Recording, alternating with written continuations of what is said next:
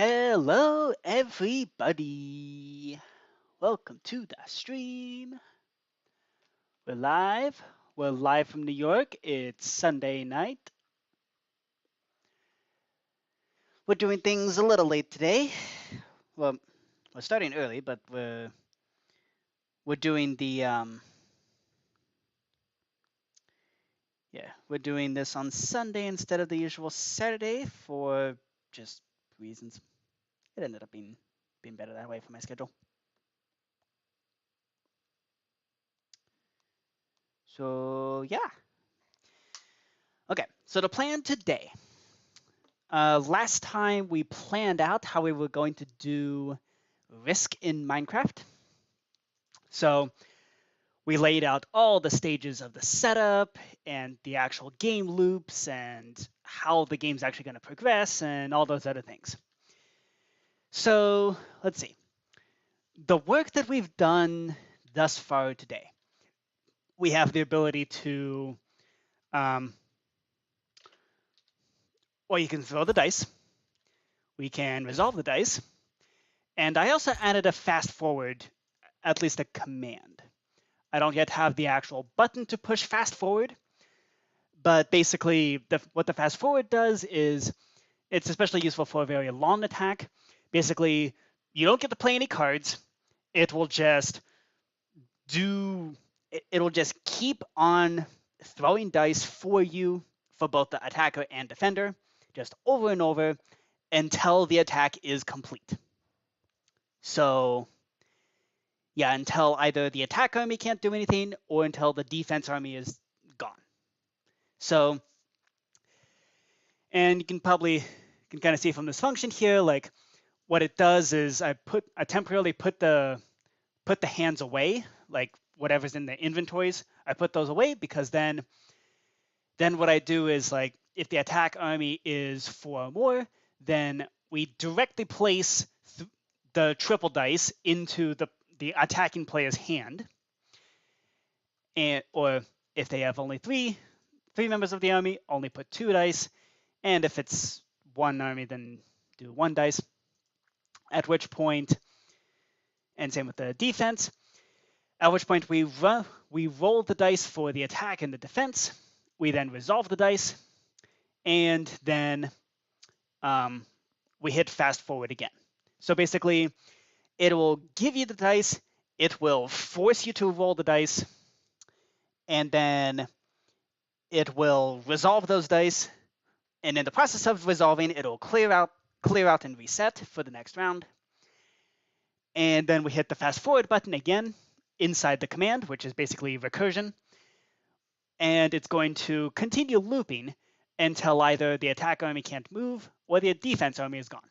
At which point we give both hands back to the attacker and defending armies, and we run the title fast forward complete, and then it's done.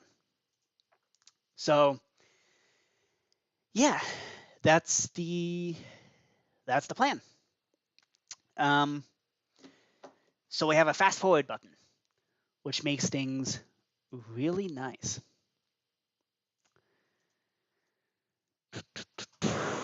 What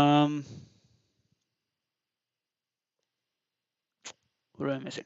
Oh, I forgot to do this. Unless entity, unless the attacking army, the defense army is a castle, in which case you can't be rolling 3 dice during a castle attack. Defense army, tag equals castle. And we need to have a special case for if you're attacking a castle. So in fact, this should probably be the first thing done before you even check how many you have. Okay. Cool. That should do it. Okay, sweet. So now, we have a fast forward button That's going to be very useful because in both in Risk and especially in Castle Risk, you have a lot of very long attacks. Like anytime you attack in a castle, that's a very long turn. So you can hit the fast forward button and skip all that, which is a really nice thing to have. So clear that out. It's done. So let's see. Next up would be giving this to the attacker and the defender, and also allowing them to play their generals or marshals. That's kind of once the turn is actually, like, once the attack is actually started. Like once you declare, hey, I'm starting here, I'm attacking here.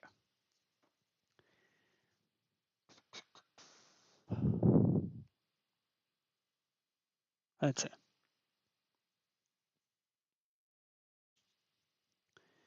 So I want to place spies and resolve spies. Okay, so the idea I had today was, I was thinking today we could get the functionalities that would let you move armies between countries. So like at the end of an attack, you're allowed to move armies to you move armies to the other country, and then during troop movement, you're allowed to. Let's see. Do I have that listed on here as a thing to do? Yeah, main game risk. So you play the cards, you get the armies, you then have the attack cycle, and then at the end, you give cards if the attacker was successful at least one time, remove players who run out of armies, and then do troop movement. So in the troop movement, I was thinking, with both getting the armies and also the troop movement, I had some ideas with that. Essentially, you would be given the pieces in a sort of turn that off. You'd be given the pieces in the form of like a buffer, and you'll have like a title card here. Like this'll say something like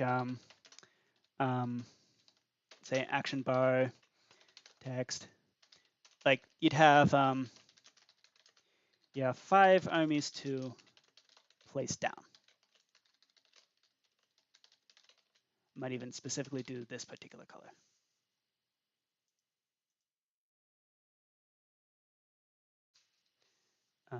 What's the matter? Purple. How about dark purple? Here we go.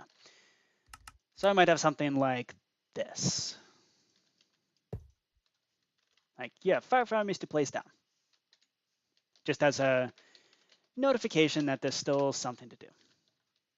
That is invisible. Okay. Let's at least pick a better color. Pink. About dark pink. Nope. What are the color options here, actually? Let's see. Let's open up MC Stacker and see. Title. Color. Do we have something that looks like pink? No. Of course not. I could always do something like this.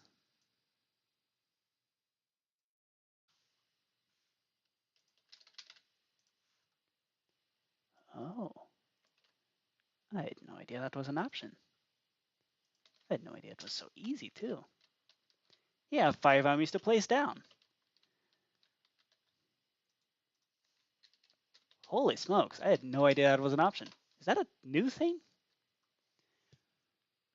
Because if so, this changes everything. I don't know how long that's been a feature, but apparently it has been. Well, anyway. We'll have this kind of thing saying you have 5 armies to place down, and it'll tick down until you no longer have anything to place, at which point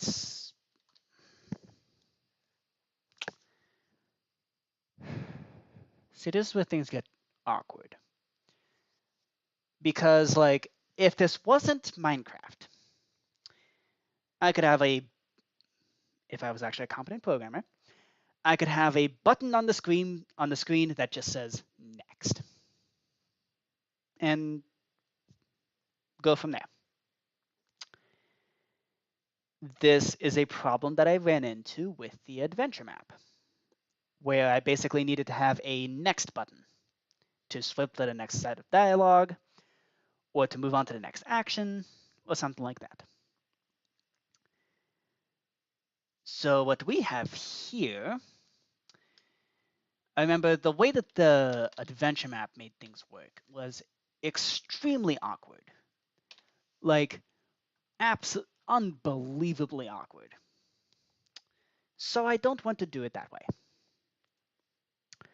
Ideally, everything would be a sign or a token from the inventory. Now, of course, that's going to be... Yo, what the heck is going on here? Now, ideally, I'd say ideally it'd be all based on tokens in the inventory. But the thing is, there's going to be cards in there as well. And there's going to be dice in there as well. I mean, the fact that we're rolling the dice there is, well, quite literally rolling the dice on the user. It's something Ticket to Ride avoided because you didn't really have too many buttons. You really only had the just punch to interact, right-click to place. It was simple. So it's just a question of how do we make things simple for the user? Complicated for me is not a problem. Y'all get to enjoy watching me lose my mind as I try to figure out what's going on. But for the users, it's very important to keep things simple. So let's turn on some Gareth Coker about Greek mythology. And let's get some tea so we can ponder.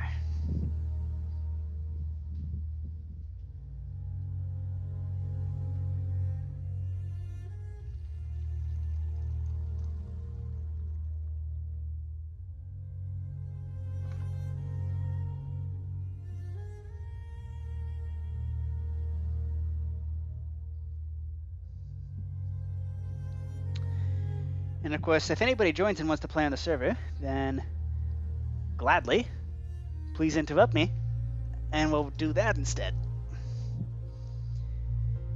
Okay, so today's going to be one of those pondering streams, where we try to think through how to do things.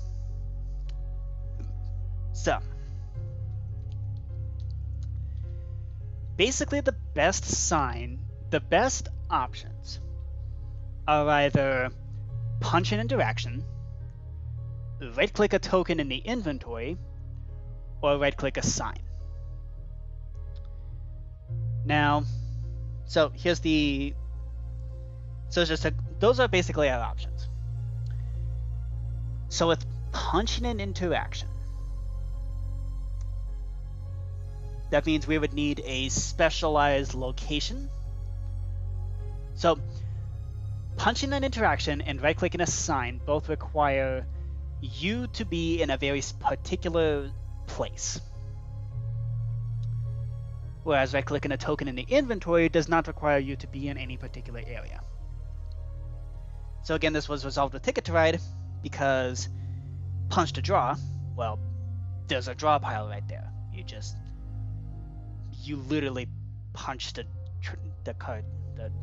pile to draw a card. That's not necessarily going to be... we don't have a deck of cards with Risk at all. Oh, okay, we do. And that's what makes things difficult, because the player is going to have cards in their inventory.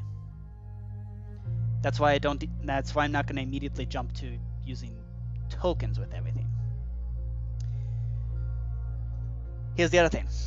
When you're moving armies around, so the way I decided to do the moving armies around, you're going to be given tokens. Let's see if I can open them up. I believe it's custom model data 3710. 3711. 3712? Nope. Yep, that's for a castle and a hidden army. And this is the boat, the Admiral boat. And then that's it for the boat.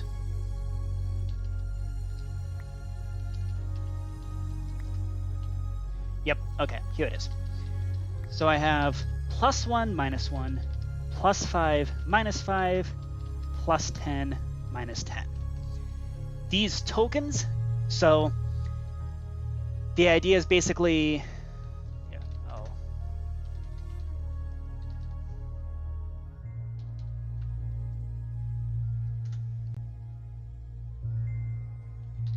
wrong map. Yeah, so another big addition is that the risk map now has New Zealand. Because, yeah, fun fact, the traditional map for the board game Risk does not have New Zealand, which is very strange.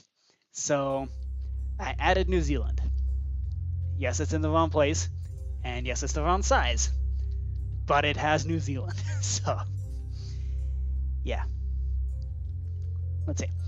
So the idea with something like troop movement would be basically you walk over to a country, you punch it to say, hey, I want to select this country. You then use the token, say, remove five armies from here, remove another 10 from there, from that country. So then you'd add it to the buffer. That's the pink text down here. At which point you could walk over to another country and go punch and do +1, +5, and add some more. You can either add stuff to the buffer or remove it from the buffer. So basically the challenge, so I'm gonna tag equals countries.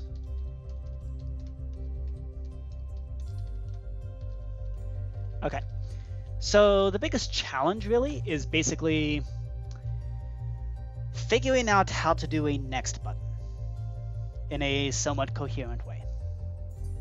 Like a next button or an I'm done button or something like that.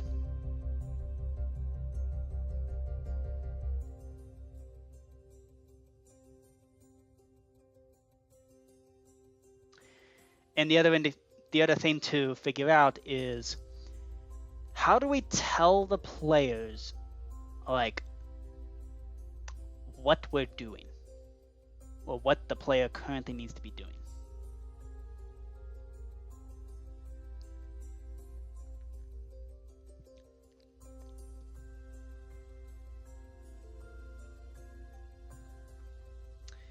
And I think if we're going to do that,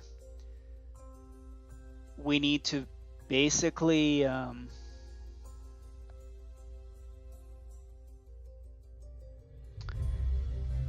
yeah, I don't think we can have a "it's your turn" indicator, because just saying "it's your turn" is not going to be helpful. We need to tell the player exactly what is being done and exactly what's being done and what they're expected to do.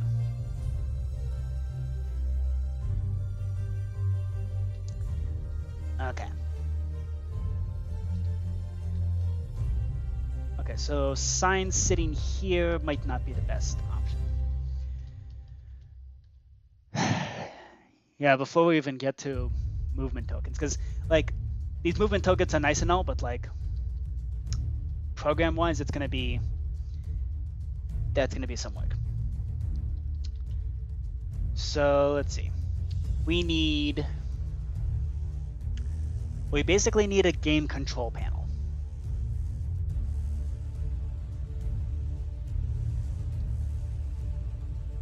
Which will also contain things like the fast forward button.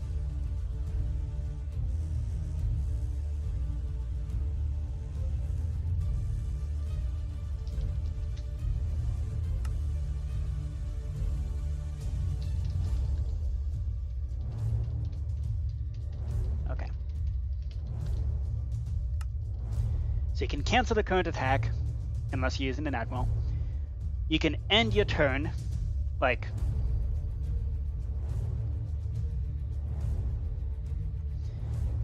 This is a Chinese poker situation. You need to have your options based on what you're currently allowed to do. Like what your current options are.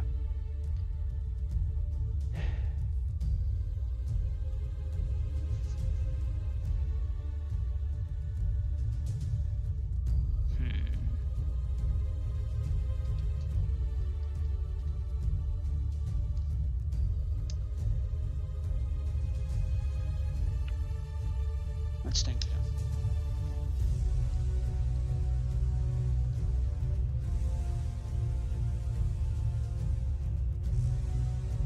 How do we do this? I mean, it's pretty complicated to manage even as a human.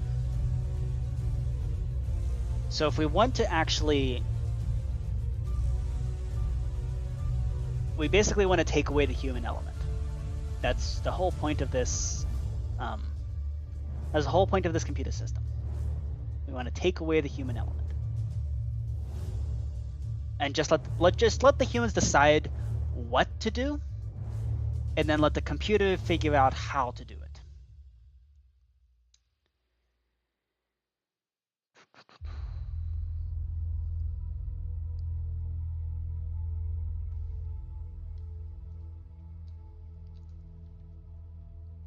Okay, so the way that this currently works,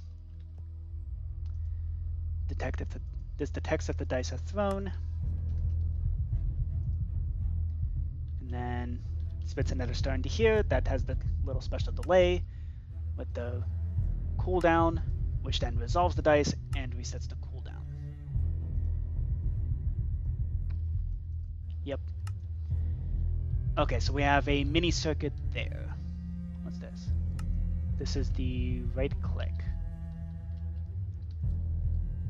Okay. So this does general is active or the marshal is active. When it flips to redstone, it'll kill the general or kill the marshal.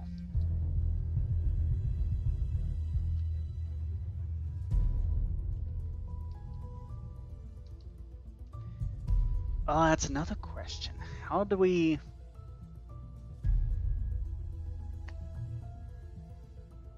Okay.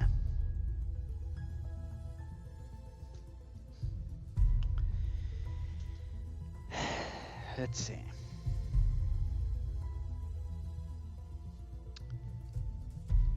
We very seriously have to think through how to do everything. So, I think in terms of what needs to be done at any particular moment, that should definitely be done as a slash title like this with this pink text. Actually, no. The pink text is really nice for displaying how many armies you have to place down. Beyond that, I don't think that's the best thing to do.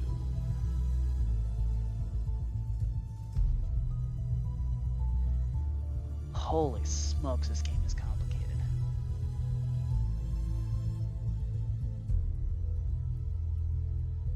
Something needs to be done. Oh, OBS disconnecting. Hello?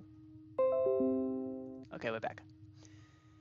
So in terms of saying what needs to be done and how to do it, like whether to punch or right click or whatever, that's best done as a text display, which we can plop right here in the middle of the room. And even if we're doing the risk map,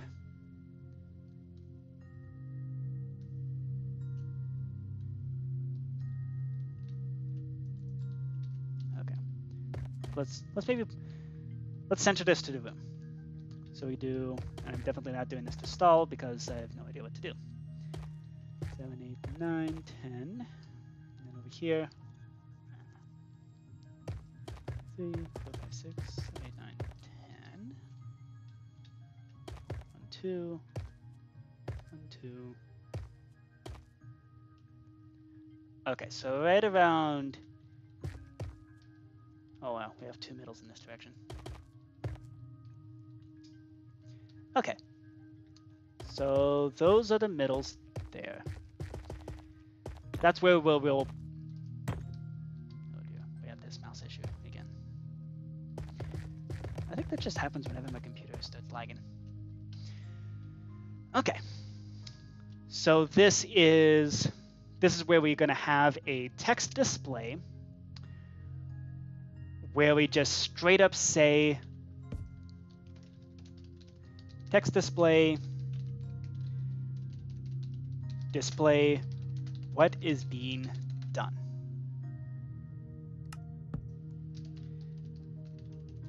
And punch / right click instructions. Okay. That seems reasonable to have there. Let's maybe close energy stacker.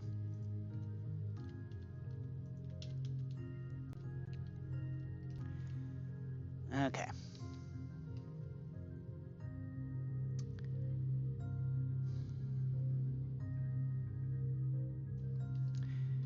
Okay, maybe we should just separate this entirely based on like where we're at. And we should just have separate separate phases within each phase, like mini phases. Because having one gigantic global phase map or phase cycle doesn't really work. As we've seen with this layout here, especially because Risk and Castle Risk are such different games. They're basically, yeah, having one gigantic like phase cycle is not really gonna work. It works for games like Texas Hold'em Poker, but not for this. Okay. Let's see.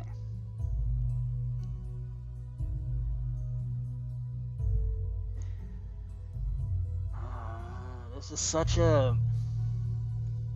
Scale is such a weird thing here. It's like... We need to have small pieces here and there that work for general cases, kind of like the throwing dice thing, which we then can just invoke whenever we want. I think that's what we need to do.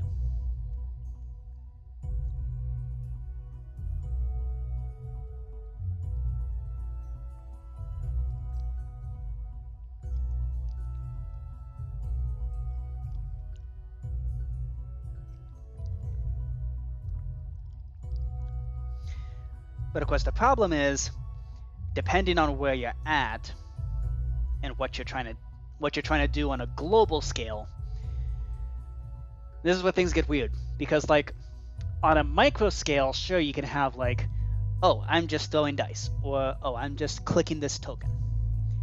Like if I click this +1 token, what should be done? That's how things are currently set up. Is basically, if I click that +1 token, what should be done? And it almost feels like that's kind of the wrong question to be asking. Also, what the heck is up with this texture?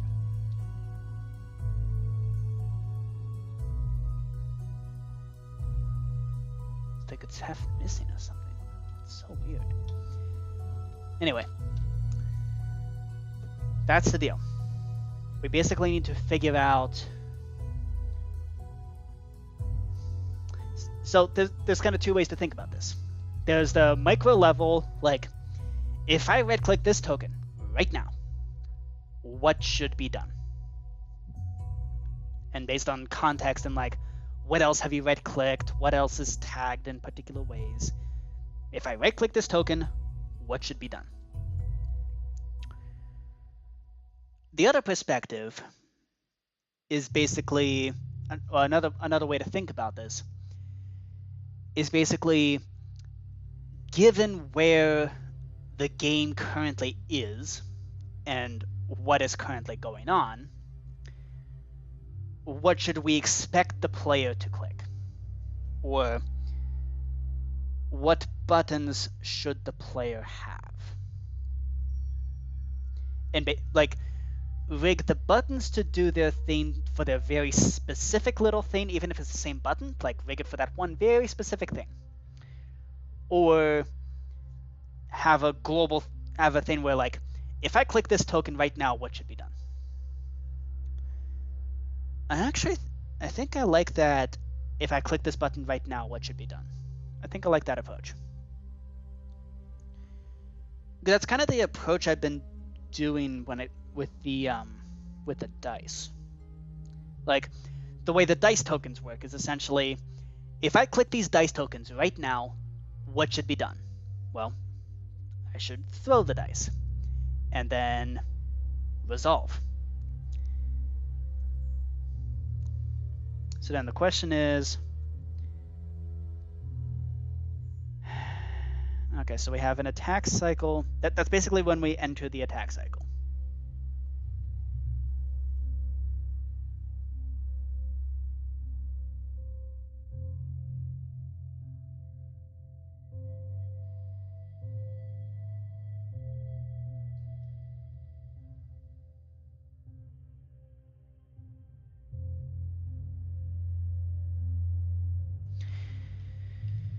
Okay.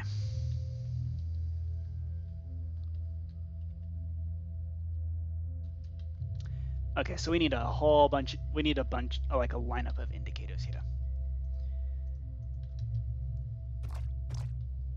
So general active, redstone kills the general. We need a thing here for fast forward active. In this way we don't. So what I'm gonna create a command here.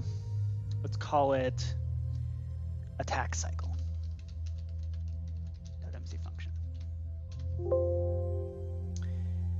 This is going to be called every time a player does an attack thing. This is something that needs to be skipped if we're doing a fast forward. So let's see, inside here, when we finish the fast forward,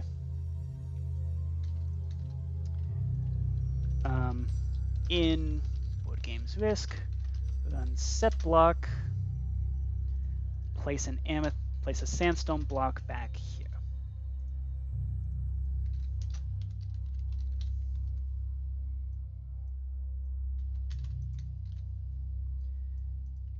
Okay, just to indicate the fact that, hey, we're done. We're done with the fast forward. Otherwise, if we're just starting up the fast forward, then we need to place an amethyst block, which will basically suppress the system that would be done in resolve dice. Once the dice get resolved, we'll be calling the function to do the attack cycle.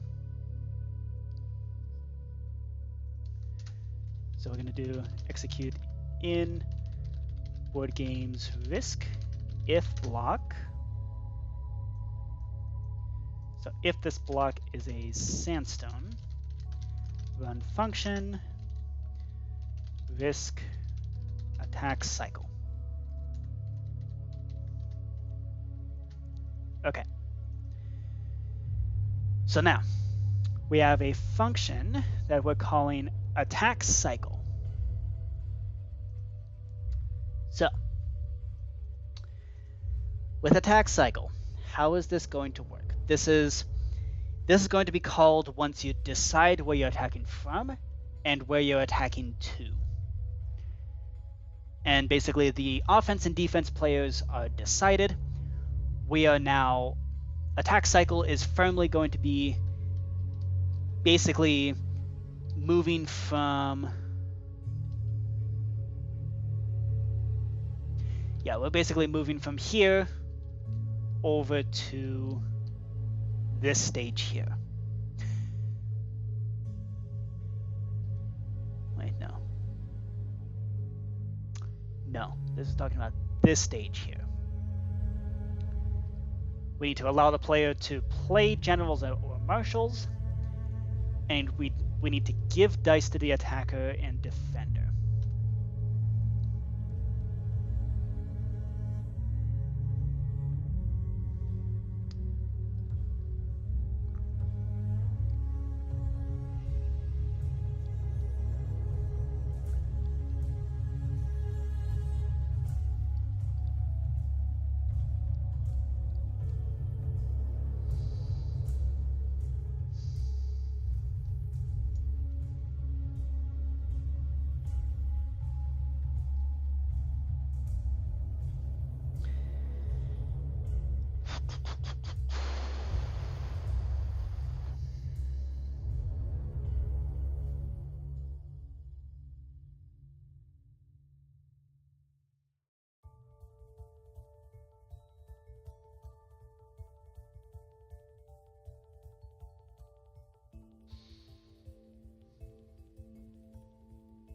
Why am I so nervous about this?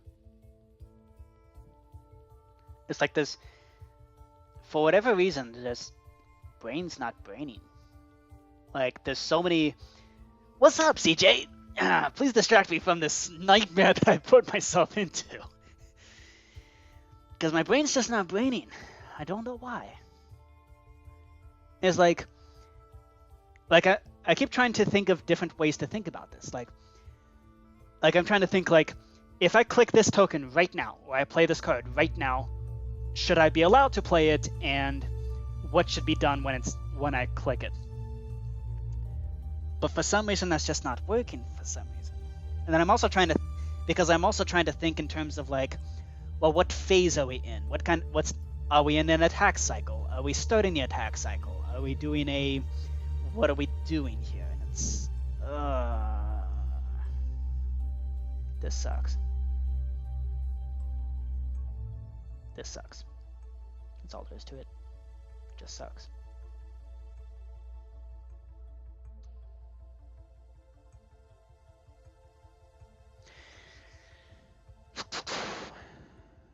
Okay. Let's try to go let's go from small detail to large detail. I think that's the best way to do this.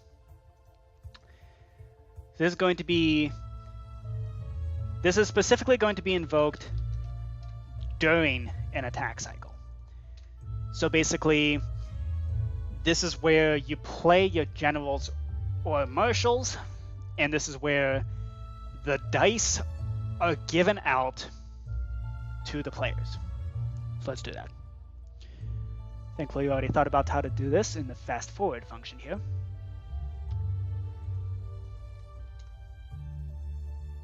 Attack cycle during. Okay. So we basically do this. But instead of doing item replace, we do give at S. Well, actually, give the attacking player.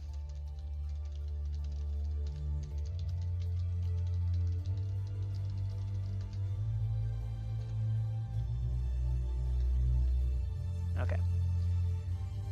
So we do run give,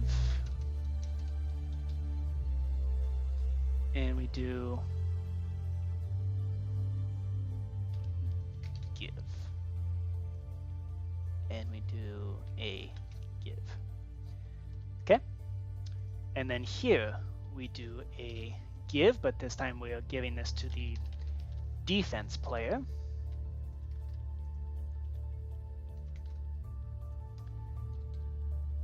Okay. So this is where we give out the dice. And then we should notify those players. Tag equals attack army. No, not attack army. Actually, no.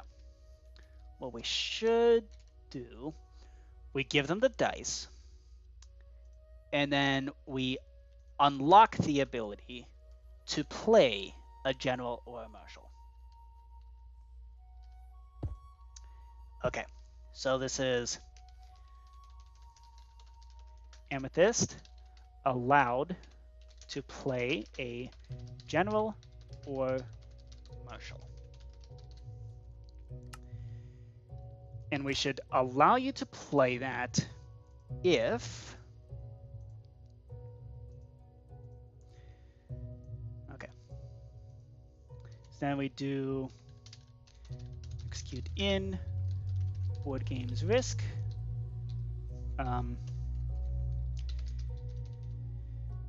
So if we're working with castle risk rules, which would be the case if we have that active, so we need the redstone block placed here. 58 minus 3. If block, redstone block. Okay, CJ, your presence is allowing me to code. So, thank you. Now that you're here, I have an audience to try to impress. So, yay. Yeah, it is. I've been spending the last 20-something minutes just banging my head over this problem. But now that you're here, it's like, oh, it's easy. Just do this. I don't know why that's the case. It's so weird. Either that or that he just hit. That could also be an explanation.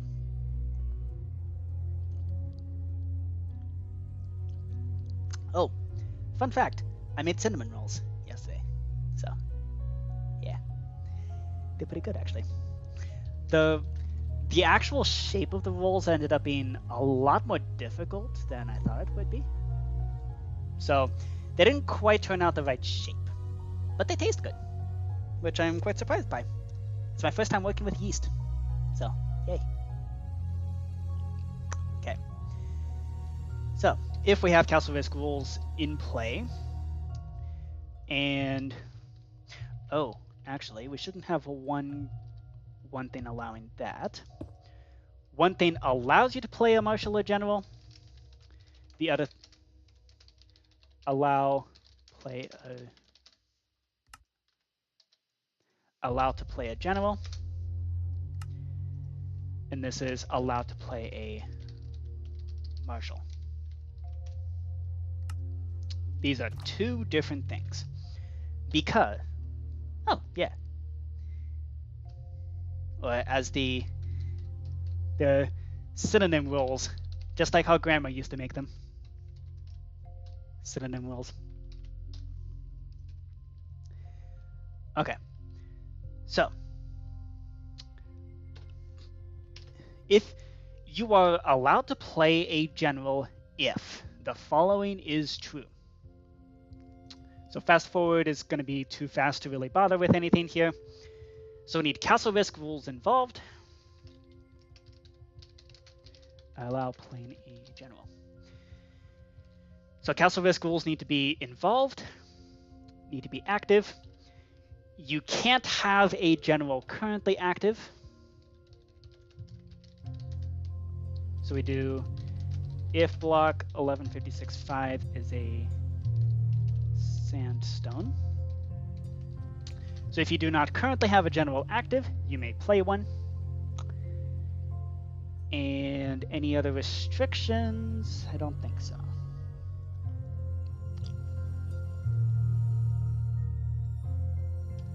Okay. Then run set block over here and amethyst block.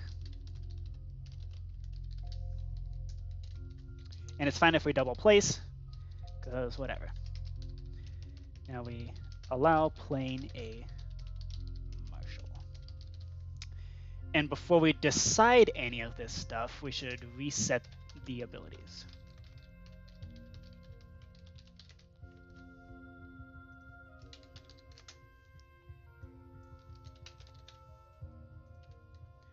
Okay, 1156.8 as well as 1156.7. Okay, so now you are allowed to play a marshal if you do not currently have a marshal active and we're doing Castle Risk rules. Now the real question is, should the independent countries be allowed to have marshals? Like, so for when you're attacking an independent country, another player is just going to be randomly chosen to be the defending player. So should we allow for independents to have marshals? Yeah, sure. Why not? It'll be more work to restrict it, and also could be kind of fun. I'm pretty sure that's not something allowed by the official rules, but this is also where I invoke the artistic license of the programmer. We will allow it. So allow playing a general, allow playing a marshal. And that should be placing the block here. 1156.7. Okay. Cool. So this is attack cycle during. And while we're at it, we should also place a redstone block here.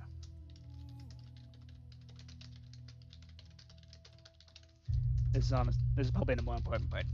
Detecting when the dice are thrown.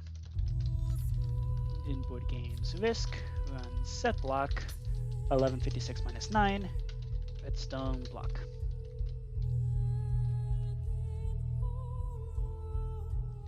At which point it places a redstone block there.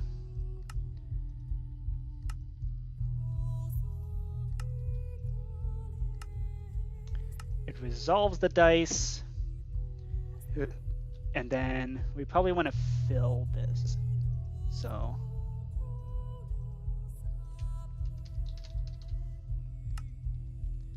we have 1256 minus 9 and also 1156 minus 9. And I will reset the dice detection system. So detect when the dice are done. Yep. Let's remove that. That's not blocked temporarily. So this detects when dice are done. Okay.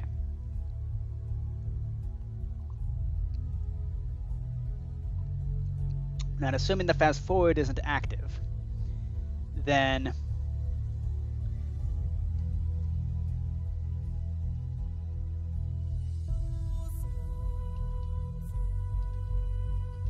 I just realized something. When it comes to fast forwarding, we're going to end up putting away the player's hand multiple times, unless we put a suppression system here. So this should be execute if in board games risk if block 1156.4 is a sandstone.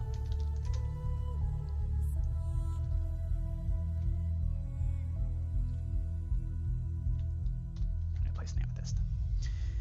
So this basically activates as soon as we push the button to start fast forwarding. That's when we put away the hands, put away everybody's hands, and place an amethyst block. And then what we should also do is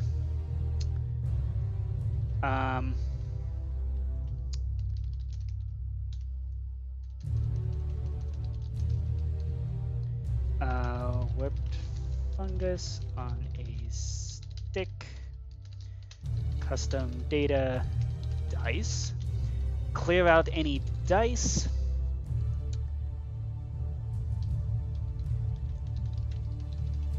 because the dice will be handled for you.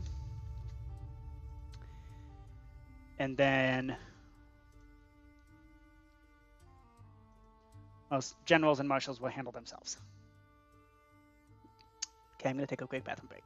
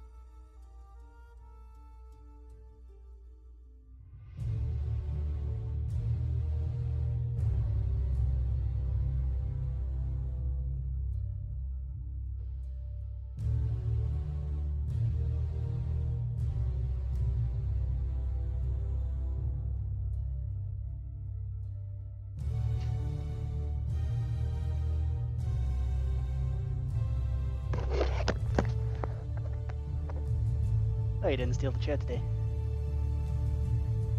Okay. Very well. Oh, do you want to play on the server? Let's play on the server. We can maybe work on Arena if you're up to that. We can also just play some games. I will make a. You have to work on schoolwork. That's alright. Yeah, I guess that's what happens with Sunday nights. So, I do have a. I am considering switching the server to a different host. Switching away from Aternos. Aternos has been. Well, y'all know my frustrations with Aternos. It's not exactly been the best, but it is a host, and it's been sufficient to host the card game hub so far. However, so I've been searching, and CJ, you probably know more about this than I do, so I'm gonna pull up my current shopping list. So I'm thinking the most I'm willing to pay for a server is around $15 a month. So this is what I currently have in mind. I have godlike hosting, which has like a triple tier. I'm not going for the absolute highest tier possible. There's just no point.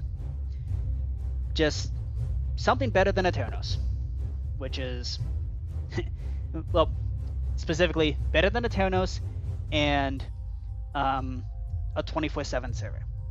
Those are important. I want a 24/7 server. Okay, $15 an hour, $15 a month is what I pay for Disney Plus. Okay, and let me tell you, this is having a Minecraft host for the card game hub is worth way more than Disney Plus or Netflix or whatever garbage they like to pump out these days.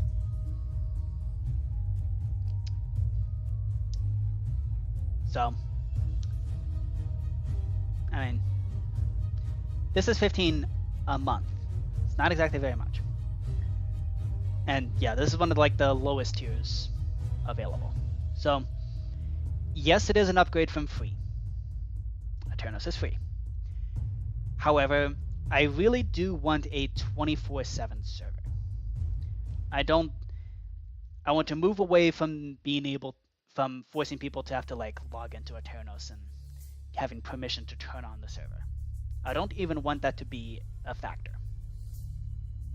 There should be a server that's just always on, always available. One reason for doing this, it is a little bit self-centered, but I'm thinking, a couple of my friends have suggested sending some of the chess variants that we developed here, sending that to some chess YouTubers, maybe, mayhaps. That might be happening. But in order to do that, we definitely need a 24/7 server. Because this whole, it's only available when I'm online, or it's only available if you have a Ternos account. It's no, done with that. Also, Ternos has been just increasingly frustrating to do anything. Y'all know how often I tried to do something with Eternos, like edit some code and have it throw up, thinking I have an ad blocker on when I very much don't. The amount of times I've been doxxed with ads, yeah, no bueno. I'm not doing that anyway. So these are the options that I currently have in mind. The other important thing for me is to allow as many players active as possible. I mean, some of the games allow 20 players. And I want the ultimate goal that I have, the ultimate dream I have for the card game hub as a thing is just players on all the time, jumping back and forth between games, talking to each other, all that other stuff. And that's why I called it the card game hub and the board game hub, because it's all the games all together in one big server, and people can just jump between the different games as they please. That's the goal. Basically be the, I don't want to sound overly braggy or something, but kind of like a card game, board game specific version of Hypixel in a sense. Like Hypixel but without the weird stuff. If that makes sense. Fun stuff, yes. Weird stuff with paid tiers. No.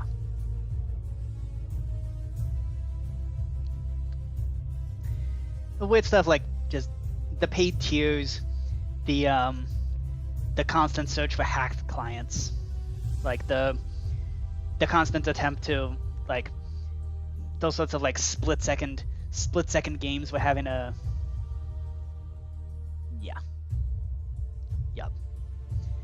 those sorts of things.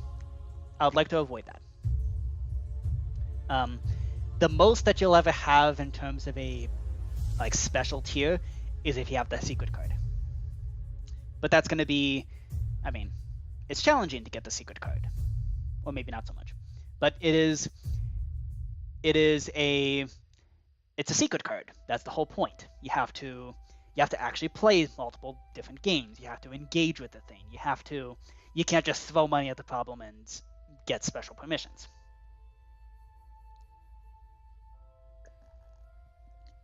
Point is, I want the card game hub, board game hub to kind of be like a mini Hypixel in a sense. So when it comes to deciding what to do with the 24/7 server, I wanted to have as many to allow as many players as possible. So that's a thing to consider. So yeah, the current ideas I have is Godlike Hosting, Scale a Cube, or Mindfort. Scale a Cube is what my friend and I used to do the Diversity 3 map, and it did things pretty well. It's also how we did a short-lived, never published mod playing attempted series, of which we only made 2 episodes before the schedule got busy, and then the guy kind of turned out to be a bit of a jerk. I mean, he always was kind of a jerk, but it just became kind of insufferable. So that's yet another one of those series that will probably never see the light of day. Let's just face it. It was a fun mod pack too. Had like create mod and like a gun mod and animal bikes and all kinds of other stuff.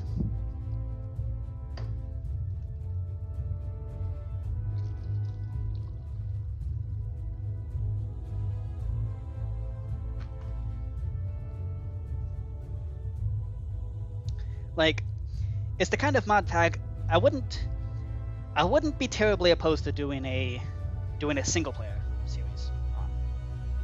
Like, create mod especially is quite fun and quite awesome. So anyway, CJ, you're an expert on servers, I assume. What do you think of these options? Does Godlike hosting or Scala-Cube or Mindfort, like, do any of those seem like kind of decent options? What do you know about them? That's the question. Like, what do you know about these hosts? Are they good? Yeah, these here I also searched up, but one of them's kind of confusing. The other one is kind of expensive for the same thing. You know nothing. Okay. So here's the deal. I'll be getting my first paycheck in a couple days. So I'm thinking we're gonna make this a Christmas present for the Card Game Hub. The switch to a 24/7 server.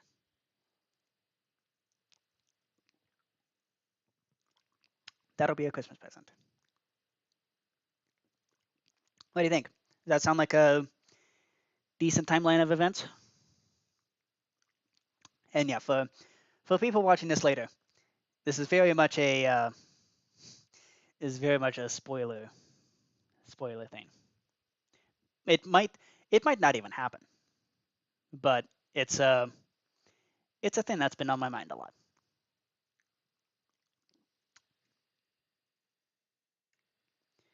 As long as it meets your server crafting needs. If it just allows people to play together when further apart, might be more difficult, and keeps the server open without manual need, then it's good.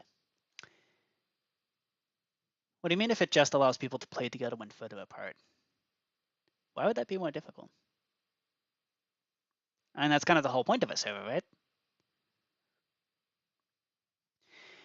And yeah, the big thing is a 24/7 server that's open without manual, without having to push a button, and hopefully a website that doesn't have ads.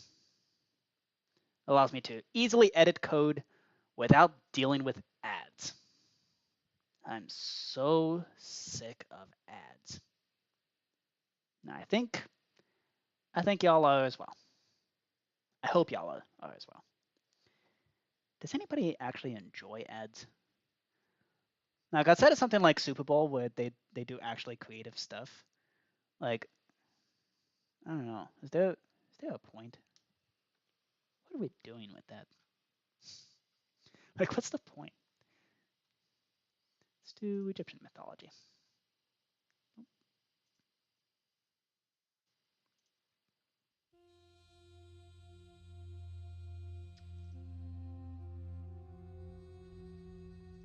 Okay, so those are the options for server shopping.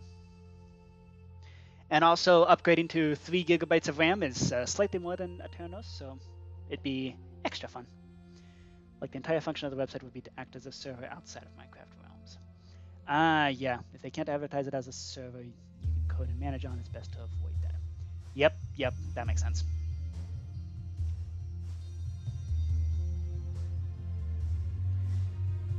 Yeah. If they can't advertise it as a server, you can code and manage on. Which Scala-Cube is very good about that. I've seen the console firsthand with that. I may need to just suck it up and ask that friend, like, hey, what do you think of these server options?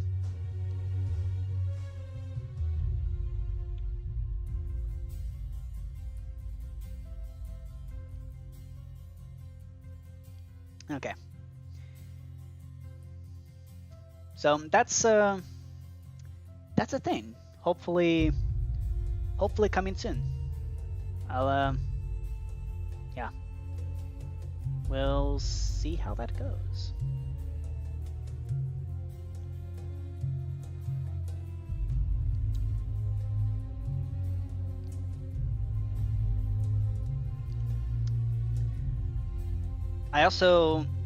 The other thing I want is a dedicated link.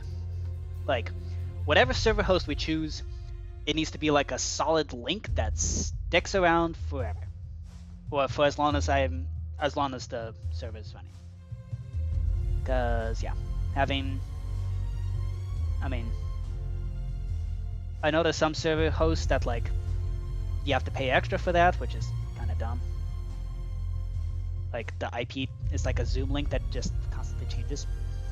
But like, I don't want that for a Minecraft server. I'm trying to actually take this seriously, sort of. I know it's very out of character, but I am trying to take this whole operation kind of seriously.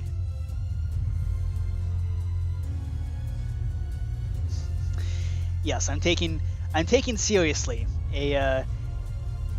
a server that contains a trivia Jeopardy board game that's purposefully designed to cause psychological torture.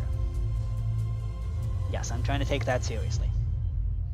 But I mean, it also has things like chess and Ticket to Ride and things like that, which, you know, those are halfway serious.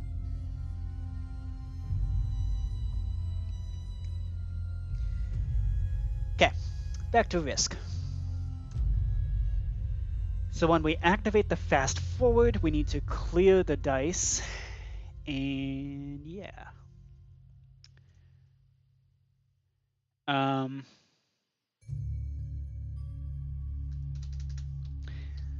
We should not allow a fast forward if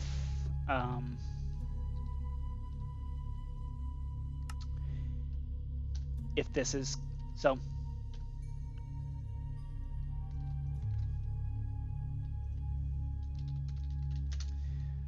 We should deactivate this.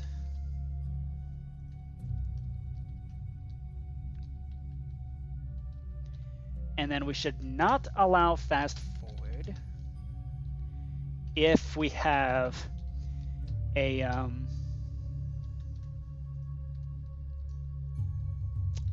when should we not allow fast forward? If people have already thrown dice. Yeah. So if there's currently dice thrown, don't allow fast forward.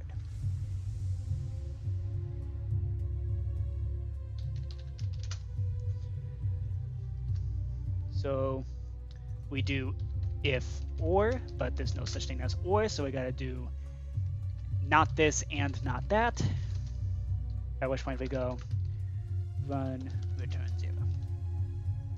Don't allow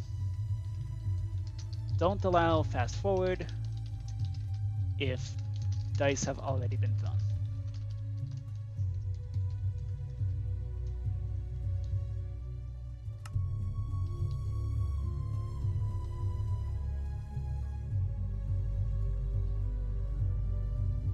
Okay. There we go. Okay.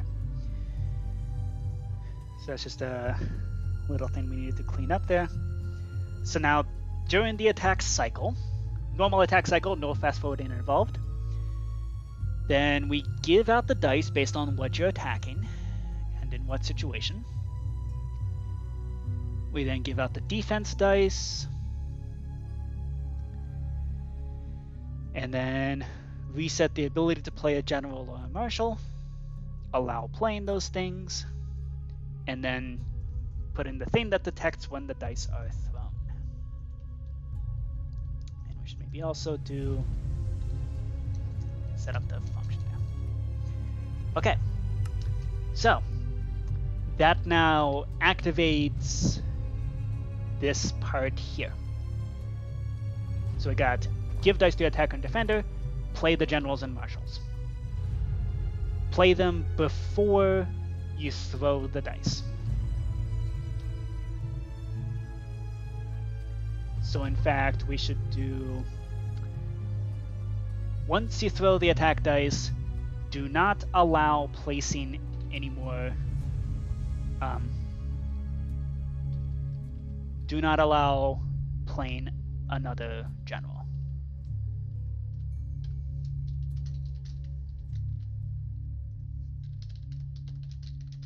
In board games, risk, run, set block there, sandstone.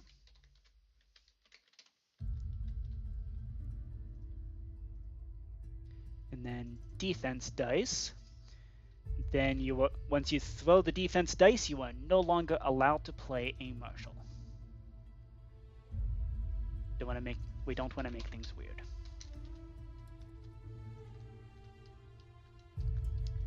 Okay, so from there, actually playing the cards, then we're going to need to figure something out with that.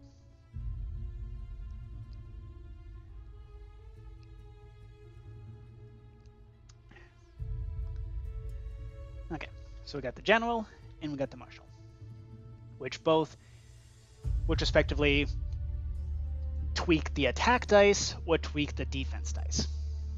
Those are things that will directly impact the actual attack, so that's why they're here. Okay. So let's see.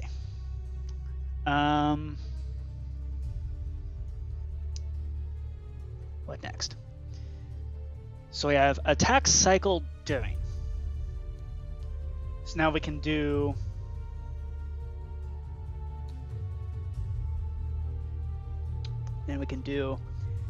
attack cycle after.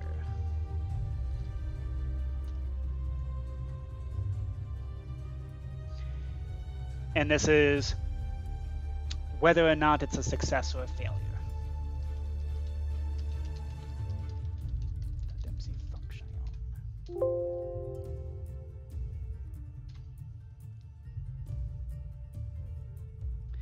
Okay, so at the end of an attack cycle, this is basically you either say, I'm done, like give up, or you are successful and you manage to wipe out the entire defense army. So if you do that, we need to return any active generals, marshals, or admirals. So let's see here.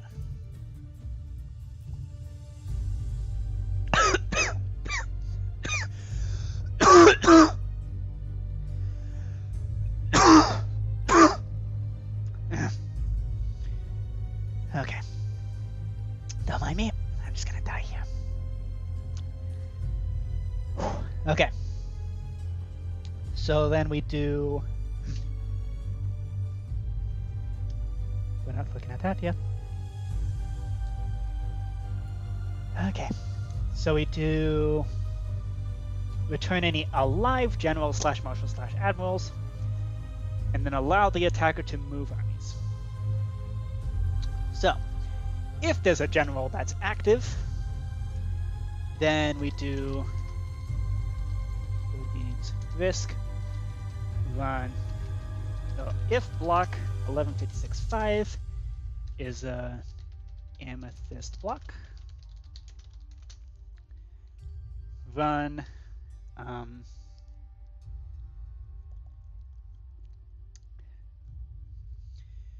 then we run a we need to give back the general. So we give that A, predicate equals risk in dimension, attack equals attack, a warped fungus on a stick. Custom model data equals something. Thankfully, I wrote down all the different custom model datas right here in this info document. General is 3750. And the card will look like this.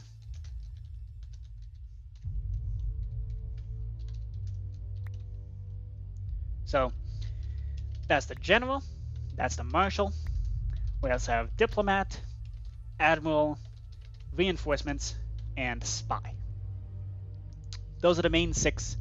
Those are the main 6 cards. So general is red arrow up because it exactly tells you what the general does. It does adds 1 to the highest attack dice. And then the marshal adds 1 to the defense dice. Diplomat prevents you from attacking a player. Admiral lets you use a boat. Reinforcements gives you reinforcements. And spy lets you kill other people's cards. Okay, so it's 3750. And we need custom data equals. So this is going to be a card. This is a general. And we also need name information. So I'm pretty sure that's not custom model, custom data. That's just straight up actual data. So here I want to give the player a warped fungus on a stick.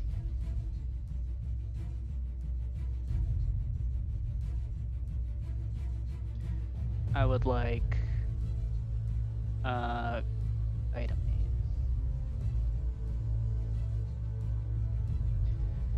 Item name is going to be item dot what? Item dot card dot general.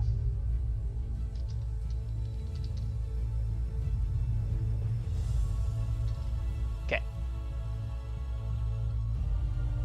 Go away. I mean, MC Stacker having ads is already annoying, but those are at least tolerable because you can actually close them.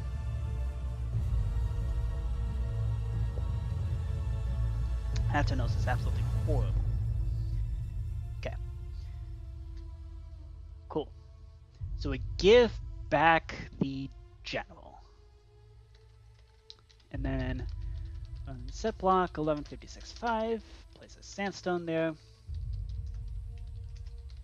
Give back any alive generals.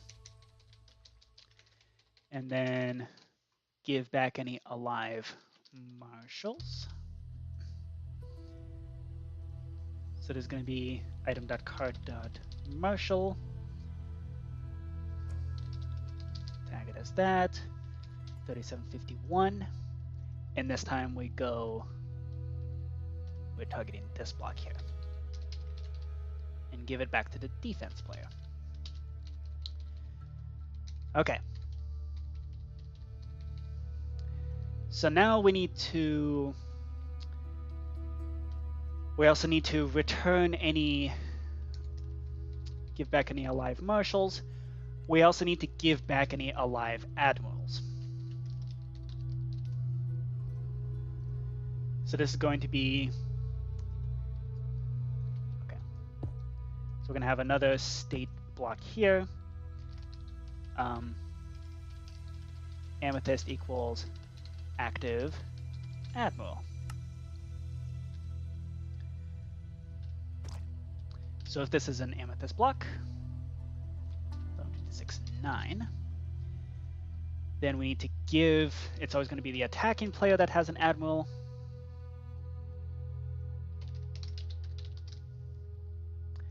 And this is 3750, what? 3753. Item.card.admiral. Okay, and then deactivate the admiral.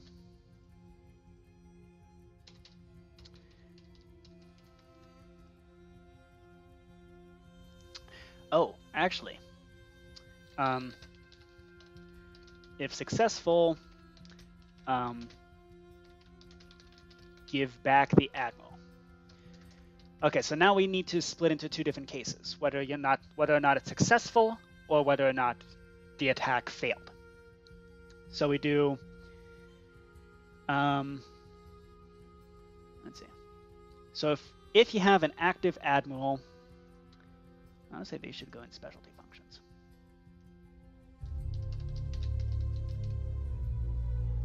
Okay, the attack cycle. So here we have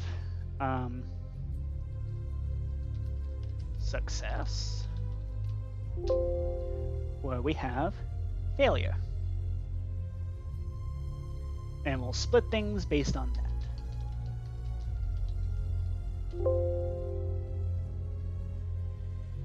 Okay. So success. Actually, let's first put up the conditions. So success or failure. Then we do, let's see, we do execute if entity, if score at E predicate equals risk in dimension, tag equals defense army, equals 1, matches so if you take the defense army down to 0, then it is considered a success.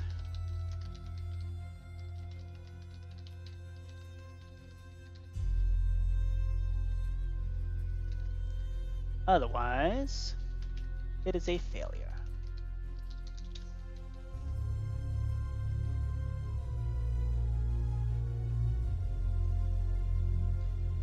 So let's see.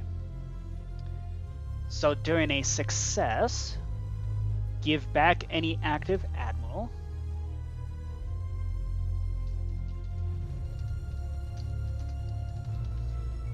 And when you have an admiral, it's a one-way trip, so you're not even going, if you play an admiral, you're not even going to have the option to stop an attack halfway through. I just ran over my foot. Ow.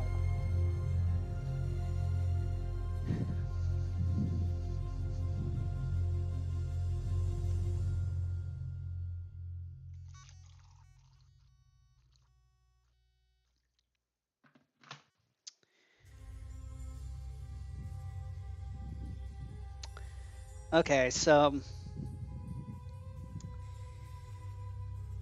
a couple days ago, I did an oopsie. Well, maybe not so much an oopsie, but just a dum-dum.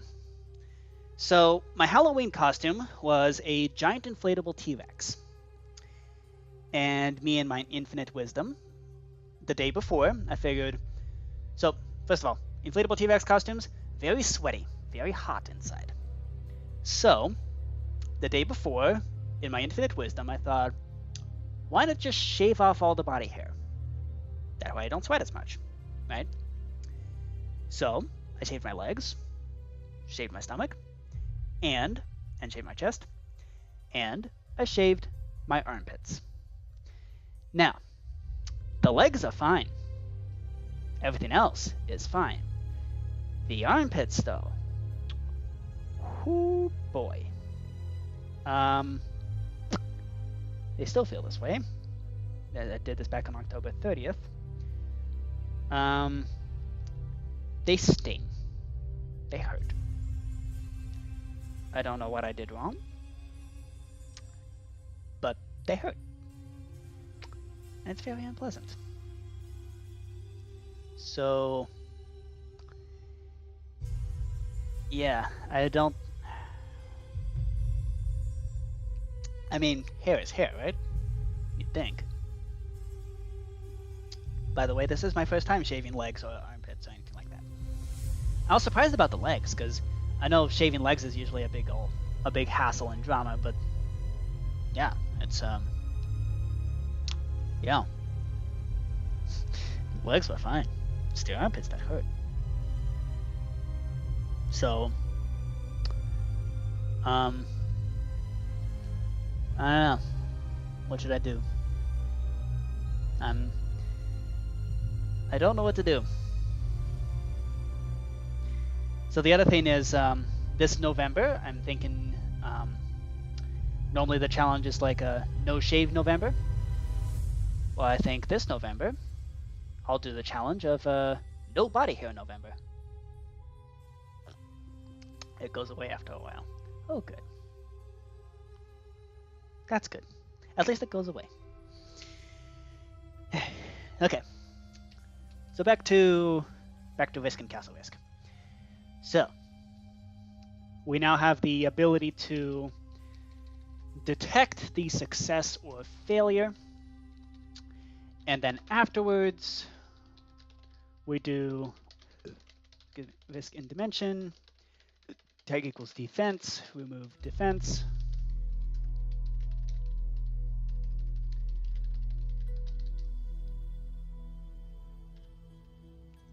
defense army.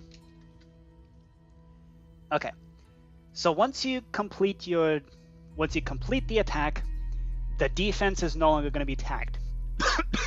No longer going to be tagged that way. And we're also going to remove the tag for the attack army. Okay. So, success. Let's say you were successful, then give back any active admiral. Yep. And then if it's a failure, then kill the admiral.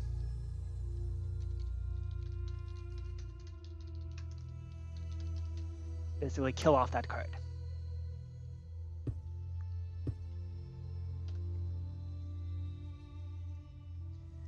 Because again, an admiral's a one-way trip, so you better succeed or else.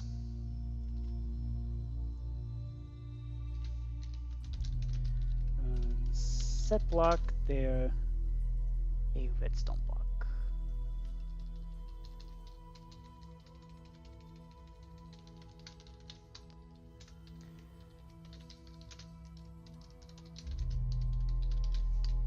Kill any active admiral. And then, oh, we got a second viewer who's apparently a lurker. I wonder who it is.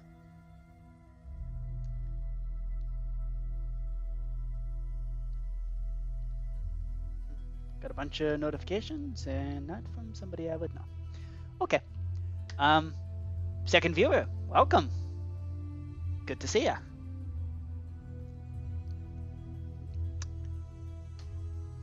How's you doings?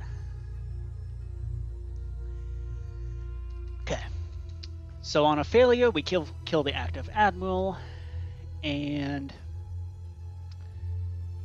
let's see. What else do we need to do? Well, nothing really. I don't think. Yeah, I don't think there's anything else to do though. Okay.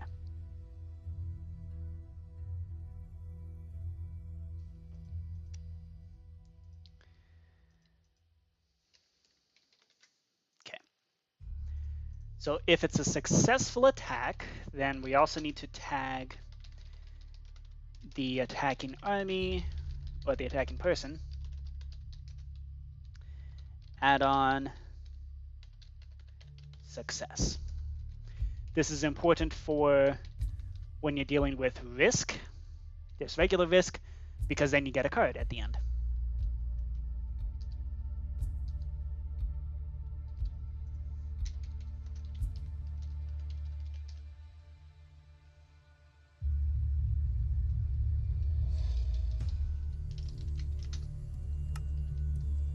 Okay. So these are generalized things. So if there's an active admiral, then we kill it, or we give it back if it's a success. And there's no such thing as an active admiral if you don't already have the castle risk rules actually on. Otherwise, we tag the thing as successful.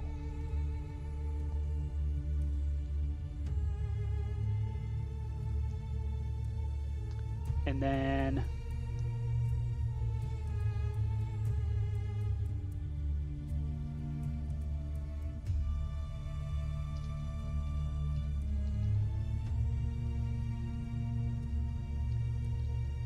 ooh, okay. So here's where things get interesting. Because on a success, let's see.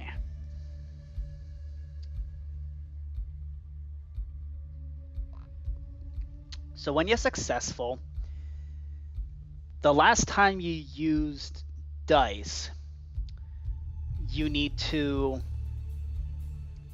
basically move that many armies over.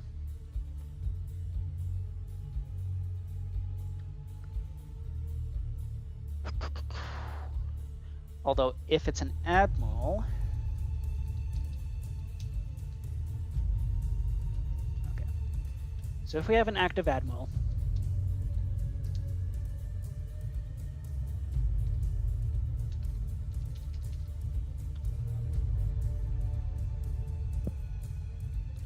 then we give over any cards.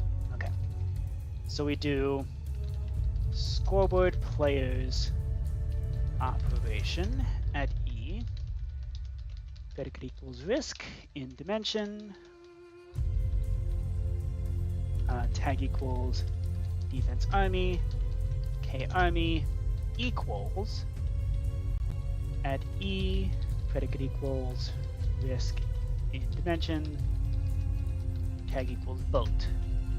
K army.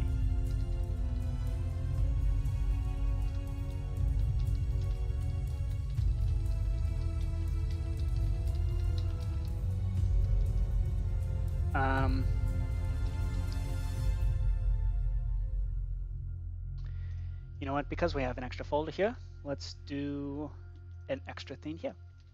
There's going to be success if you had an active admiral.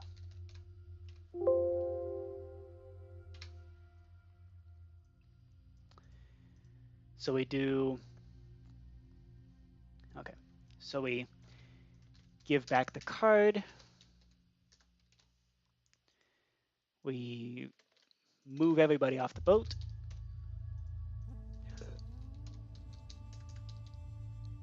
We do scoreboard players set, K temp, country ID.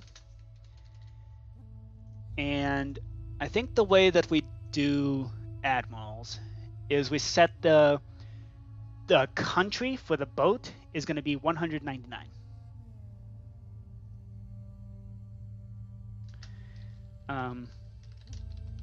Country ID of the boat is 199.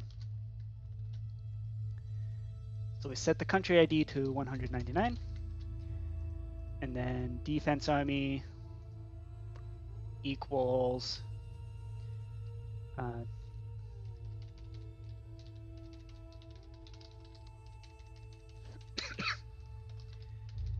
tag equals country, predicate equals risk match country ID.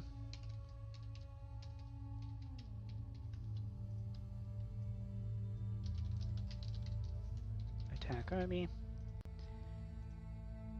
Okay. So everybody moves off the boat.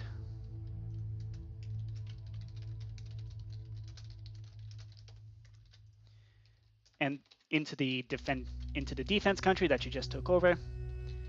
And then kill risk in dimension tag equals attack army.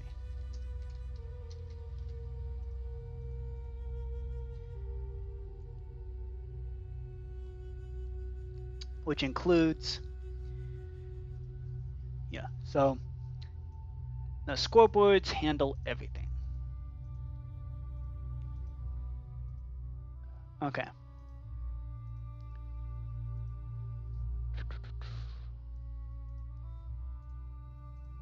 Okay. So then we run function risk the attack cycle slash success admiral.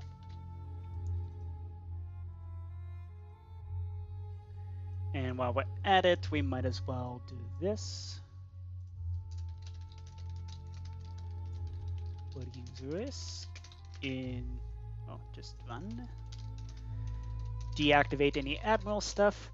Oh, we got 3 people. What's up, new people? Good to see y'all. Anybody want to play on the server? Just let me know. Okay. Everybody's off the boat. So then, otherwise we tag it as a success.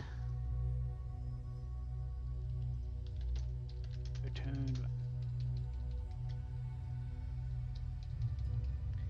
Otherwise we tag it as a success. When we throw the dice, we want to track how many dice you actually used. So to do that, let's create a add the minimum number of things that you have to move.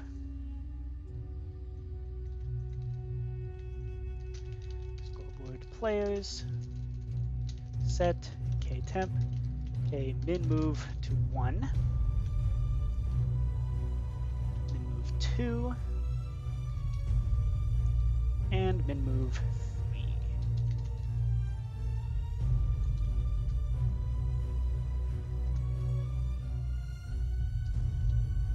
Okay.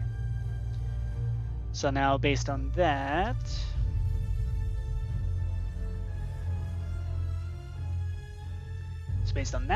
we have the current minimum movement.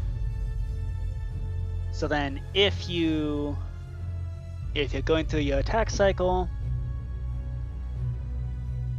maybe we can just do this. At the end, we do scoreboard objectives, remove k min move, just to clean things up a little bit. Give less for the server to manage. So then, yeah.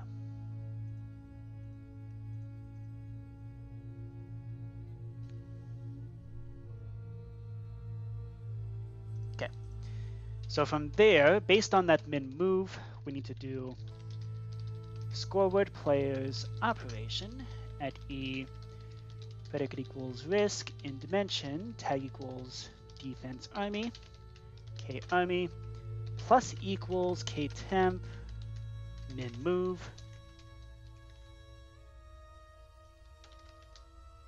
attack army minus equals min move. The minimum is moved over automatically.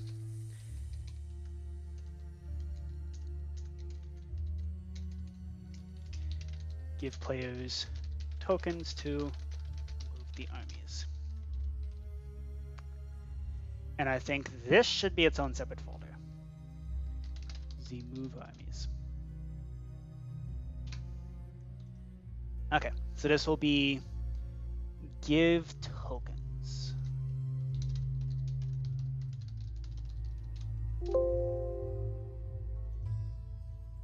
All right. BRB, I'm going to get another bathroom break.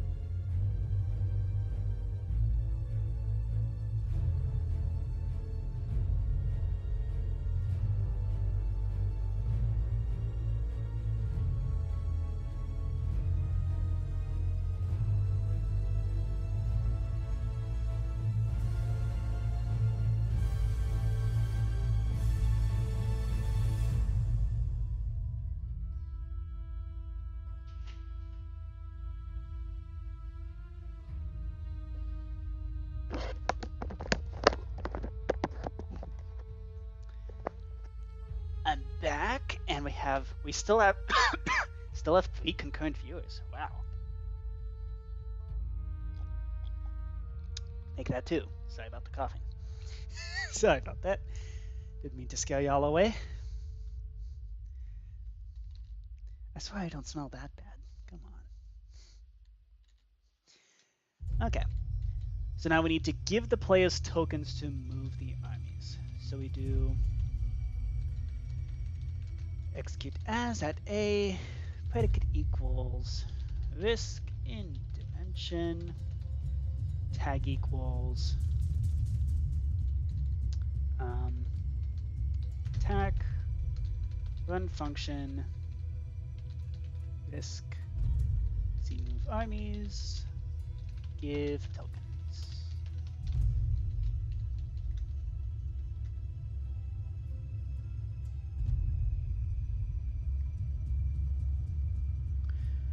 Oh, actually, because we removed the ability to do, we're removing the tag for like which one's offense, which one's defense. We want the actual giving the tokens to be nice and general. So what we're gonna do is this. We do tag at E, predicate equals risk in dimension, tag equals attack army,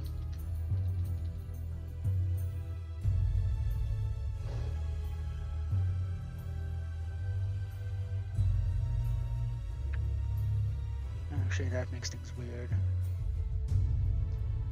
Because then what do you do about the minimum?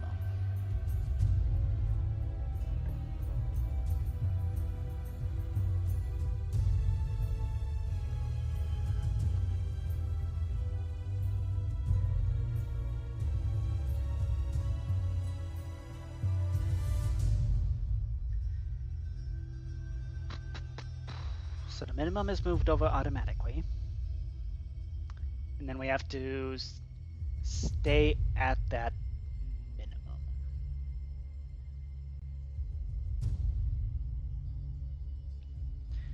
So we need to do scoreboard objectives, add.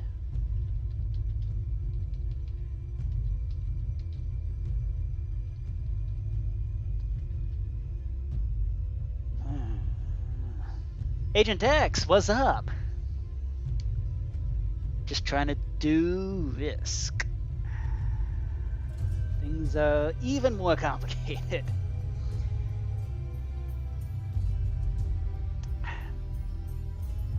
What's up, Agent X? Good to see ya.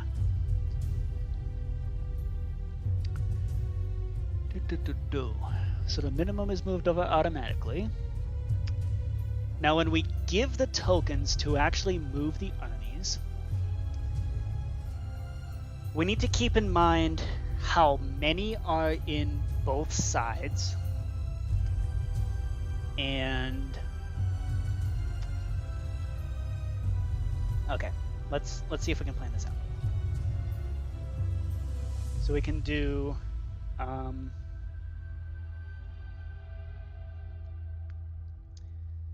we'll give it some inputs. Let's see. So first we do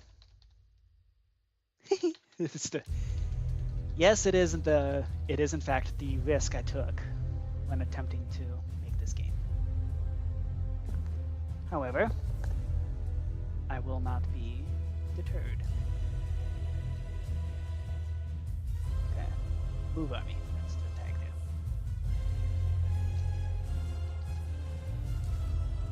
So I'm gonna clear that S. Worked fungus on a stick. Custom data.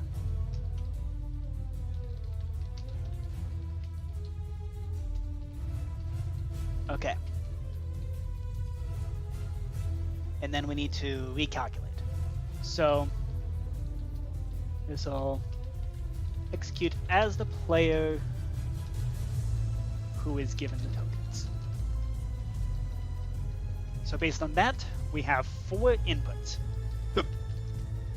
The input is the army that you're army 1, army 2,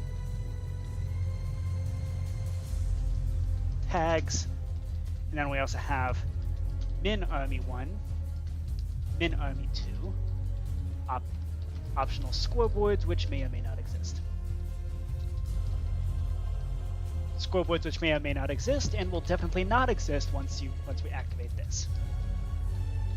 So I'm going to intentionally incorporate this as a part of the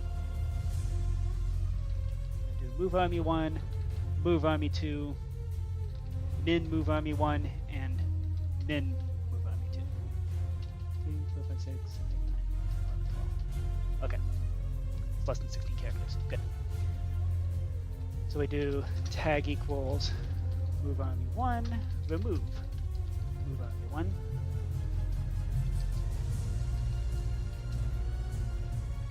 We want this to be the maximum generalized possible.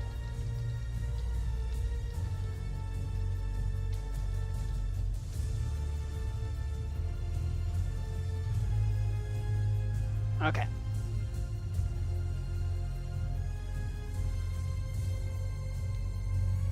So, let's see.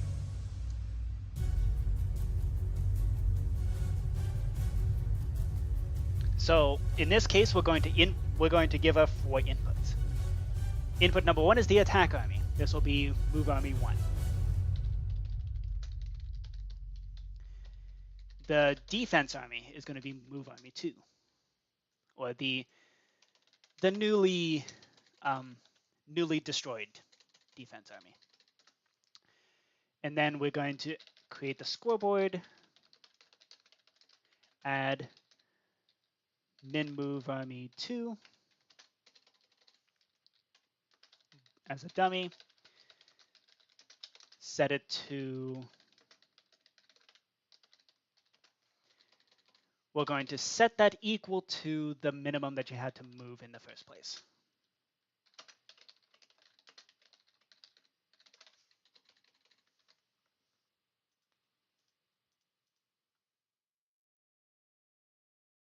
Okay. So the minimum is moved over automatically, and then it's locked in that this has to be the minimum. So now based on that, we do min move army 1. That will equal just 1, the number 1. Because, yeah, you can't have, if you're on an attack, then you can't move all the things out of the country that you're attacking from. Okay, let's turn on, got half an hour left. Let's turn on Tumble Minigame. CJ likes this music, so can't say I don't pander to my audience. Okay. Okay, so now we have the 4 inputs. We activate the thing, and that'll clear out this. Okay, cool.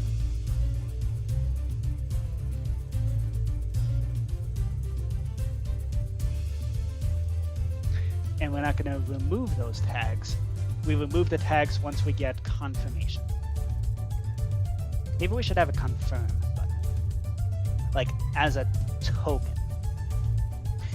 Okay, this is it. We need to decide how the input is done. So obviously these tokens are going to be like these are going to be tokens of +1, -1, +5, -5, +10, -10. And then we also need a checkmark token, a confirm token.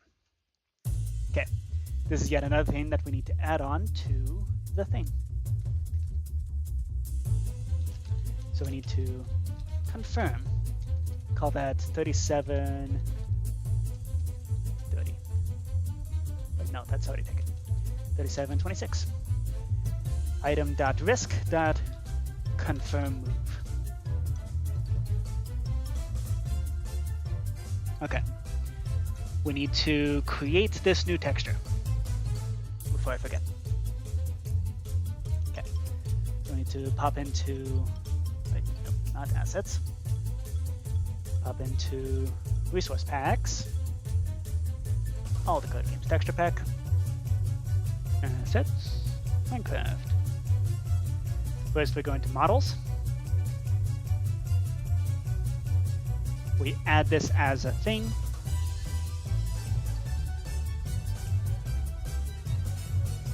+5, -5, +10, -10. Add this as a confirm move. And this will confirm whatever you're trying to do.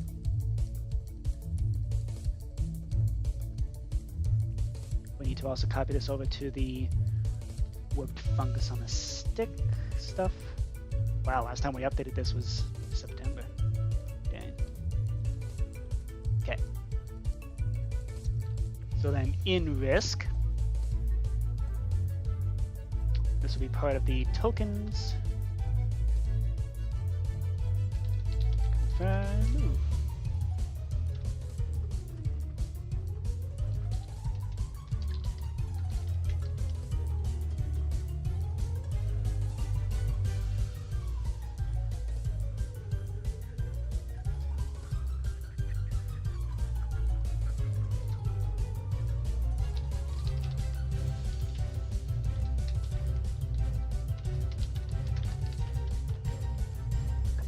Movement, and then hop into textures, and we use the check mark. I believe I've already made a check mark. I've done it in Battleship.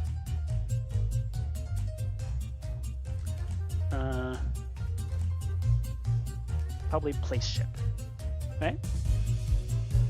Like confirm that we placed all the ships. Pretty sure that's where this was used. Yes, it was. And we should not have opened paint on that.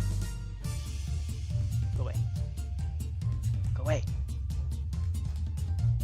Okay. Place ship. Textures, item, risk. I'll go here, where that will be confirm. Okay, cool. That's that done. Okay. So now we have all the information to be allowed to confirm a move. That will be part of giving the tokens. So we do give it as a warped fungus on a stick with a custom model data equals 3726. Custom data equals move army 1B, confirm 1B. Okay, so that'll be a data. And then the item name will be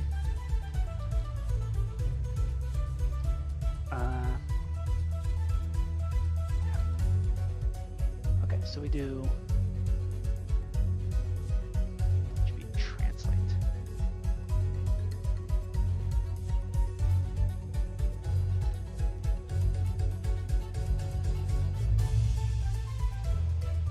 translate item.risk.confirm move.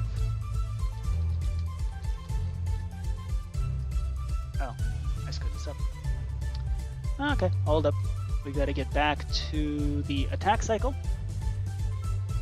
When we do a success, we need to make sure we give back the proper things.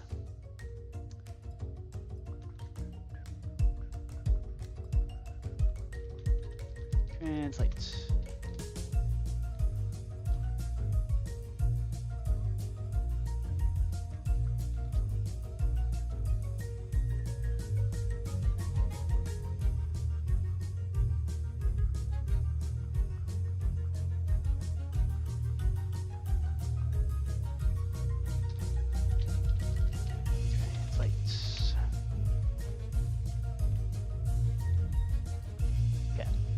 That, and then we also do that. Sure. There we go. Okay, that's that. And then, so we give the token to be allowed to confirm a movement. And then, from there,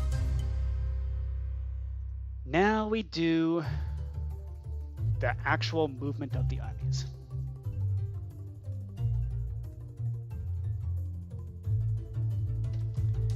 And we only delete those things once we actually confirm.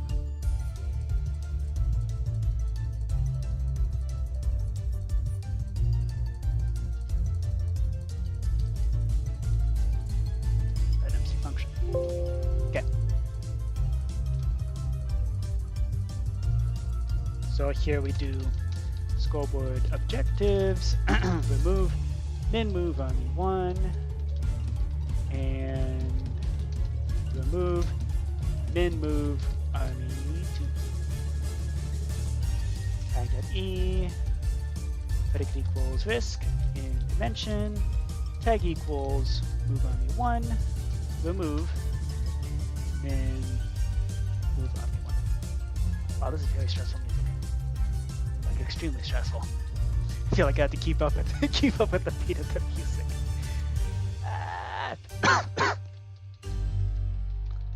That tea is fighting me.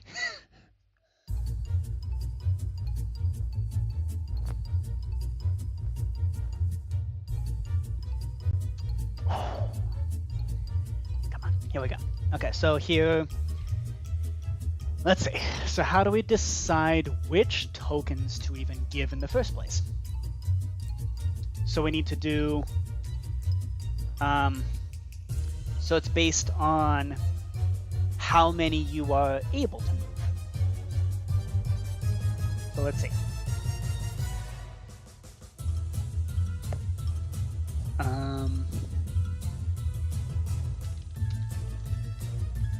So we can introduce add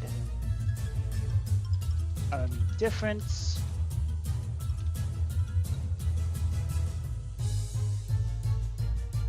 Okay. So here's the situation. We're gonna do some math.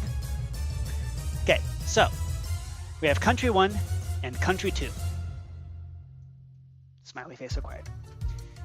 So let's say the minimum number of, let's say the attacker used 3 dice, so the minimum that has to be moved here is 3. So this is country 2, this is country 1. And the minimum that has to be left behind here is 1.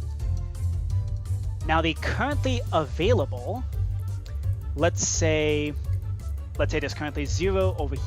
Oh, let's say there is currently 5 armies over here, and there is a, let's say there's 20 armies over here. So you should be given the +1, +5, and +10, because that's how many is available to move over. You should also be given a -1, but not a -5 or a -10, because you don't have that many available here. So we should have a minus available. The available -1s is 2. The available +1s would be 19. Okay, so that's the math. So we have plus available. 3, 4, 5, 6, 7, 8, 9, 10, 12, 13. Okay. We have plus available and we have minus available. And the player can just figure out what plus and minus means. You can, I'm not gonna, I mean, you can just try out different things. There's no risk involved with that. Oddly enough, for this game called Risk. There's nothing to worry about there. Not until you hit the confirm button. So plus available and minus available. So in the plus available, we have scoreboard players, operation, ktemp, plus available. Let's turn the music back on.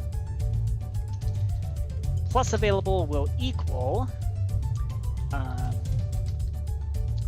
risk in dimension, tag equals move army 1, limit equals 1, k army, and then for minus available, that's the current army there, and then we do minus plus available, we'll do minus equals k temp min move army 1. And then we also do minus available there. Min move army 2. Okay, so now based on that, finished our homework, yay! Join the server. Okay. I'll be with you in a bit. In fact, I'll be with you after the stream. We'll talk on Discord. If that's okay. Okay, so now we do the fun part. So we do execute if score k temp plus available matches 1 or more. Then we run give at s a warped fungus on a stick with some custom data.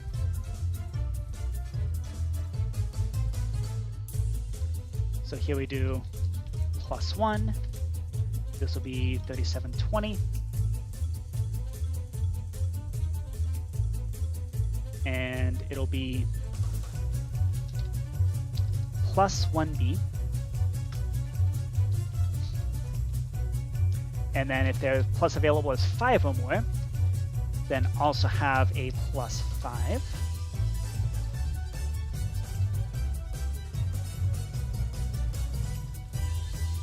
And then if there's 10 or more available, then we introduce a +10. 37, 20, nope. It should be 3722, this should be 3724. That's if there's 10 or more available. Okay. And then here we go, if we have minus available is 1 or more, then we do -1b, call it -1, and it'll be data 3721.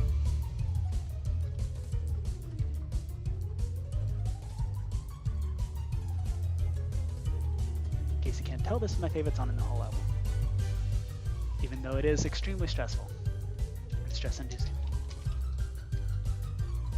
Okay, cool.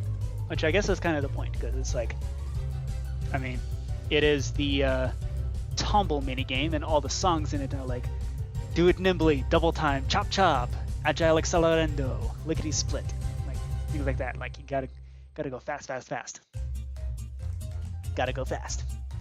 See the problem, and of course the problem with running at the speed of light is that you always live in darkness. Okay. Cool.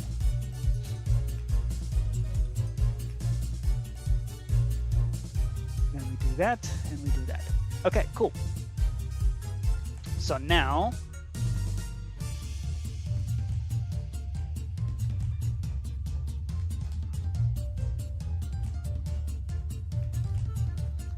in the actual function that moves the armies. Oh, bummer.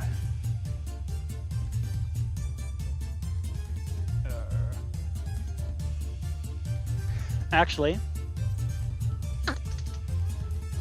it does matter.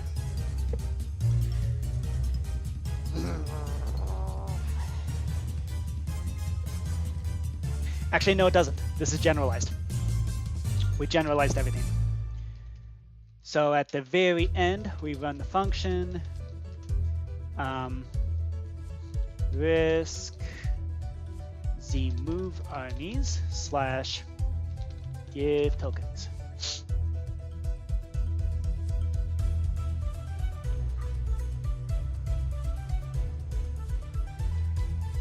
Okay, so if we do execute if entity, if item entity, at S in the weapon.main hand is a warped fungus on a stick with custom data. If you are currently holding the confirm button, then we return run function risk move armies confirm. And then if it's anything else, so if it's a +1,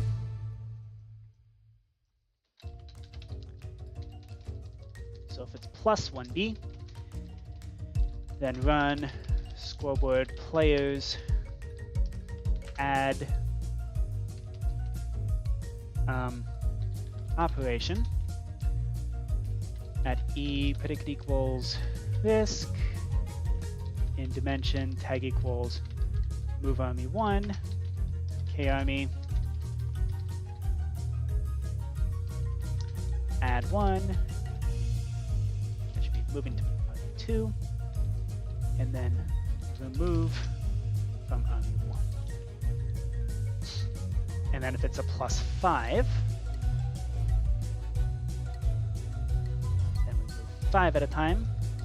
And then if you move 10, then you move 10 at a time. And then if it's a minus instead, then it's just the reverse. So we need minus. Replace the pl with min.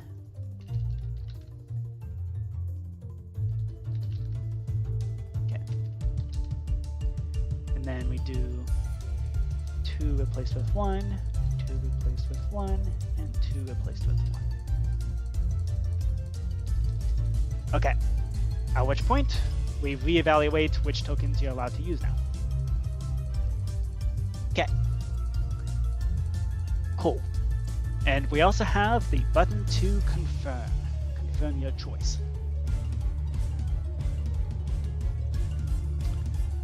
So from there, if we have a buffer instead, then we're going to just place an armor stand that holds that buffer. That way we have an entity to latch on.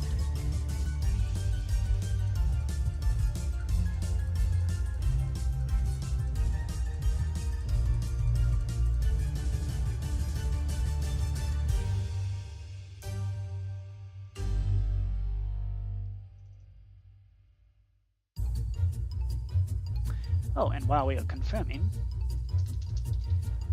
we can actually do a little check. Execute if entity at E, predicate equals risk in dimension, tag equals buffer, has scores of K army equals 1 or more. Then run tell raw at S, and we're going to yell at you.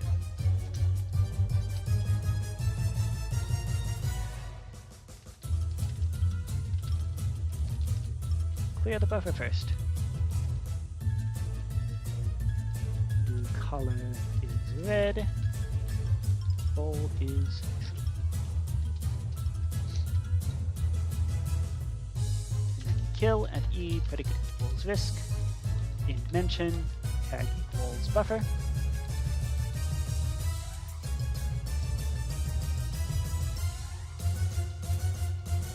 Cool. Okay.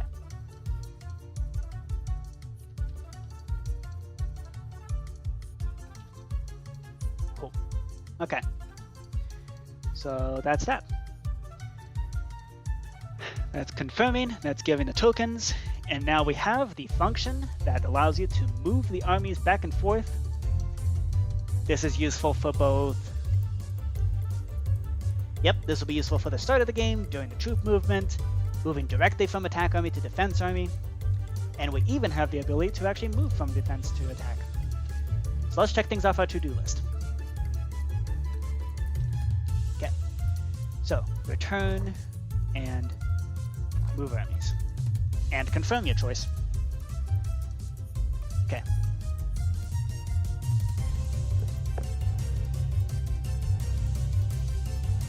Of course, the admiral's going to make things weird, but fine, whatever. Punch destination country. Okay. So this is also useful for the army awards. What else is this useful for? So we're not quite done with the attack cycle. We still need to do the actual, like, decide where you're attacking from.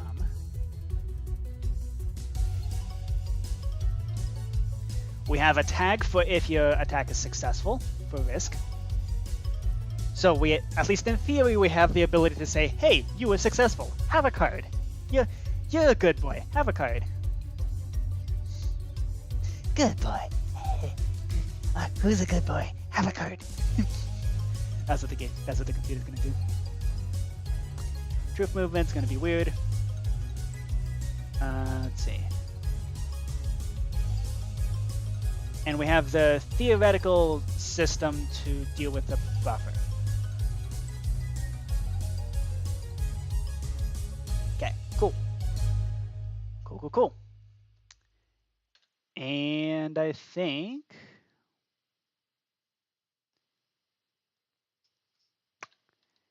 yeah, I think we're pretty much Gucci.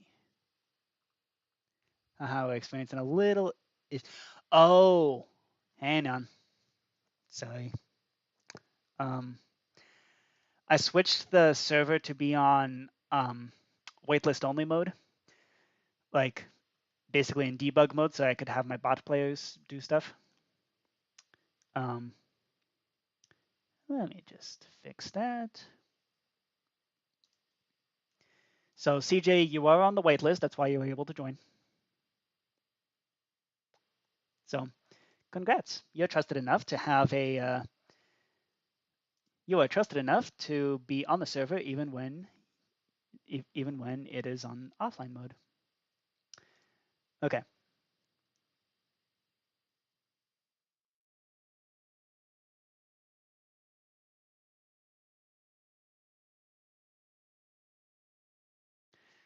All right, I'm going to restart the server. So sorry about that. Nope. Cracked off.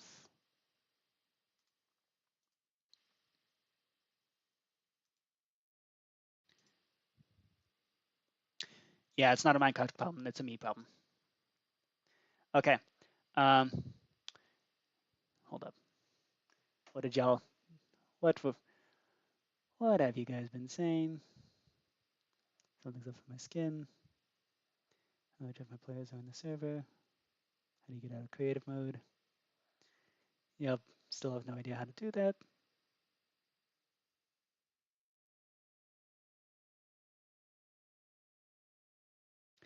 Yeah, it's not a Minecraft thing. It's a me thing. I'm going to turn off the server and then turn it back on.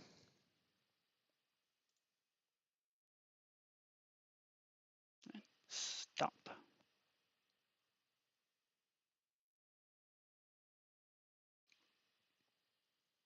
Just a sec. Sorry about that. Here, have some, this one.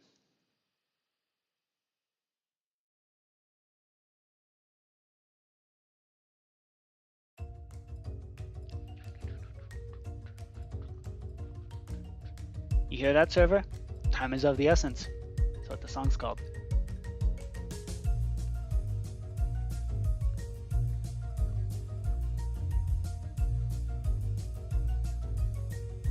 Okay, online mode is true. Okay, cool. All right, starting back up. You should have your skins now, and also all your progress should be saved. So, sorry about that. Yeah, you two are trusted enough to be on the server when it's on debug mode. Sorry. That's a me.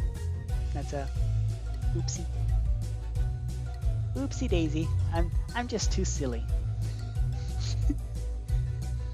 Oopsie, committed a war crime. I'm so silly.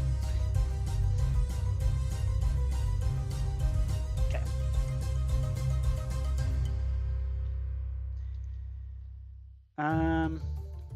Let's see.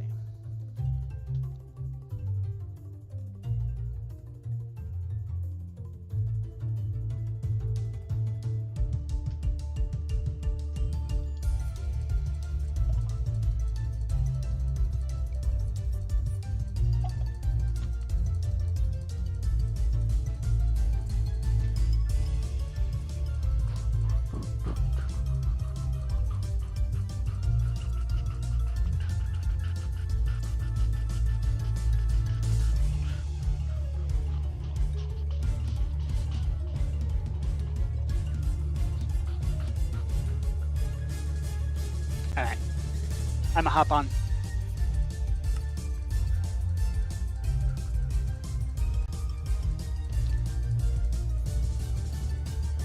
Or not.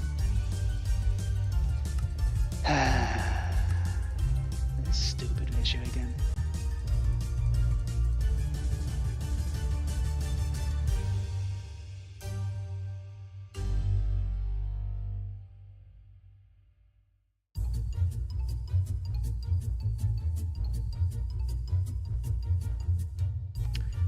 Okay.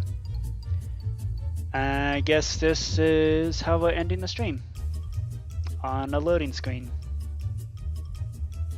Isn't that fun? Aren't loading screens great? They're just the best.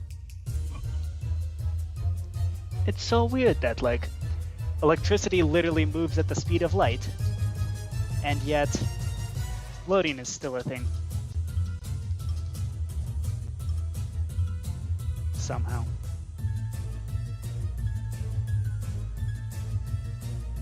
Like, seriously. In, like, I mean, seriously. The,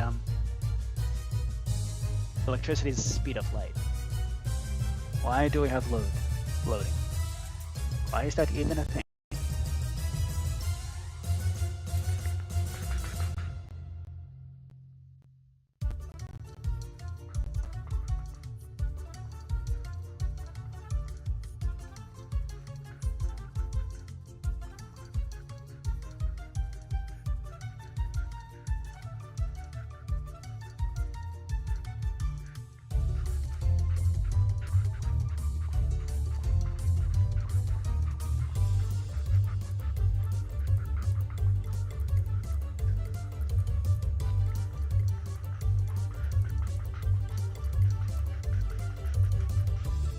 I at least want to get on the server so we can do the end of stream thing. Go off with a bang. So what did we do today? We broke our brains over Risk/Castle Risk, and we did accomplish our goal, which was to be able to move armies back and forth between different countries. So I'd say that is a victory.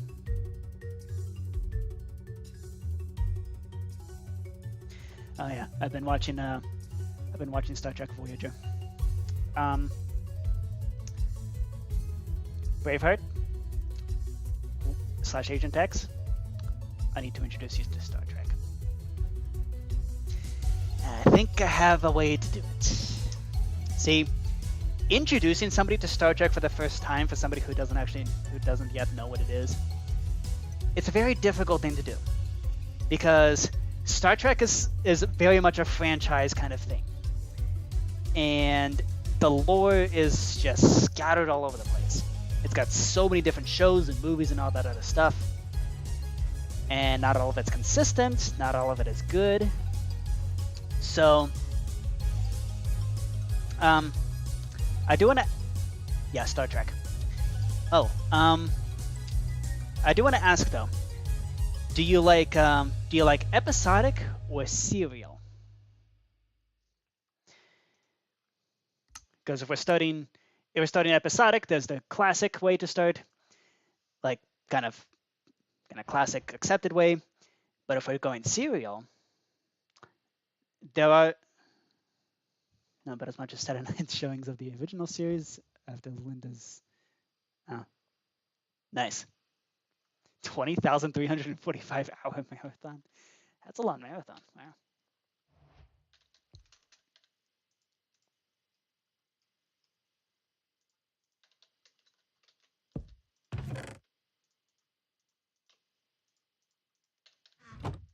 Okay, I'm gonna head back to the board game hub.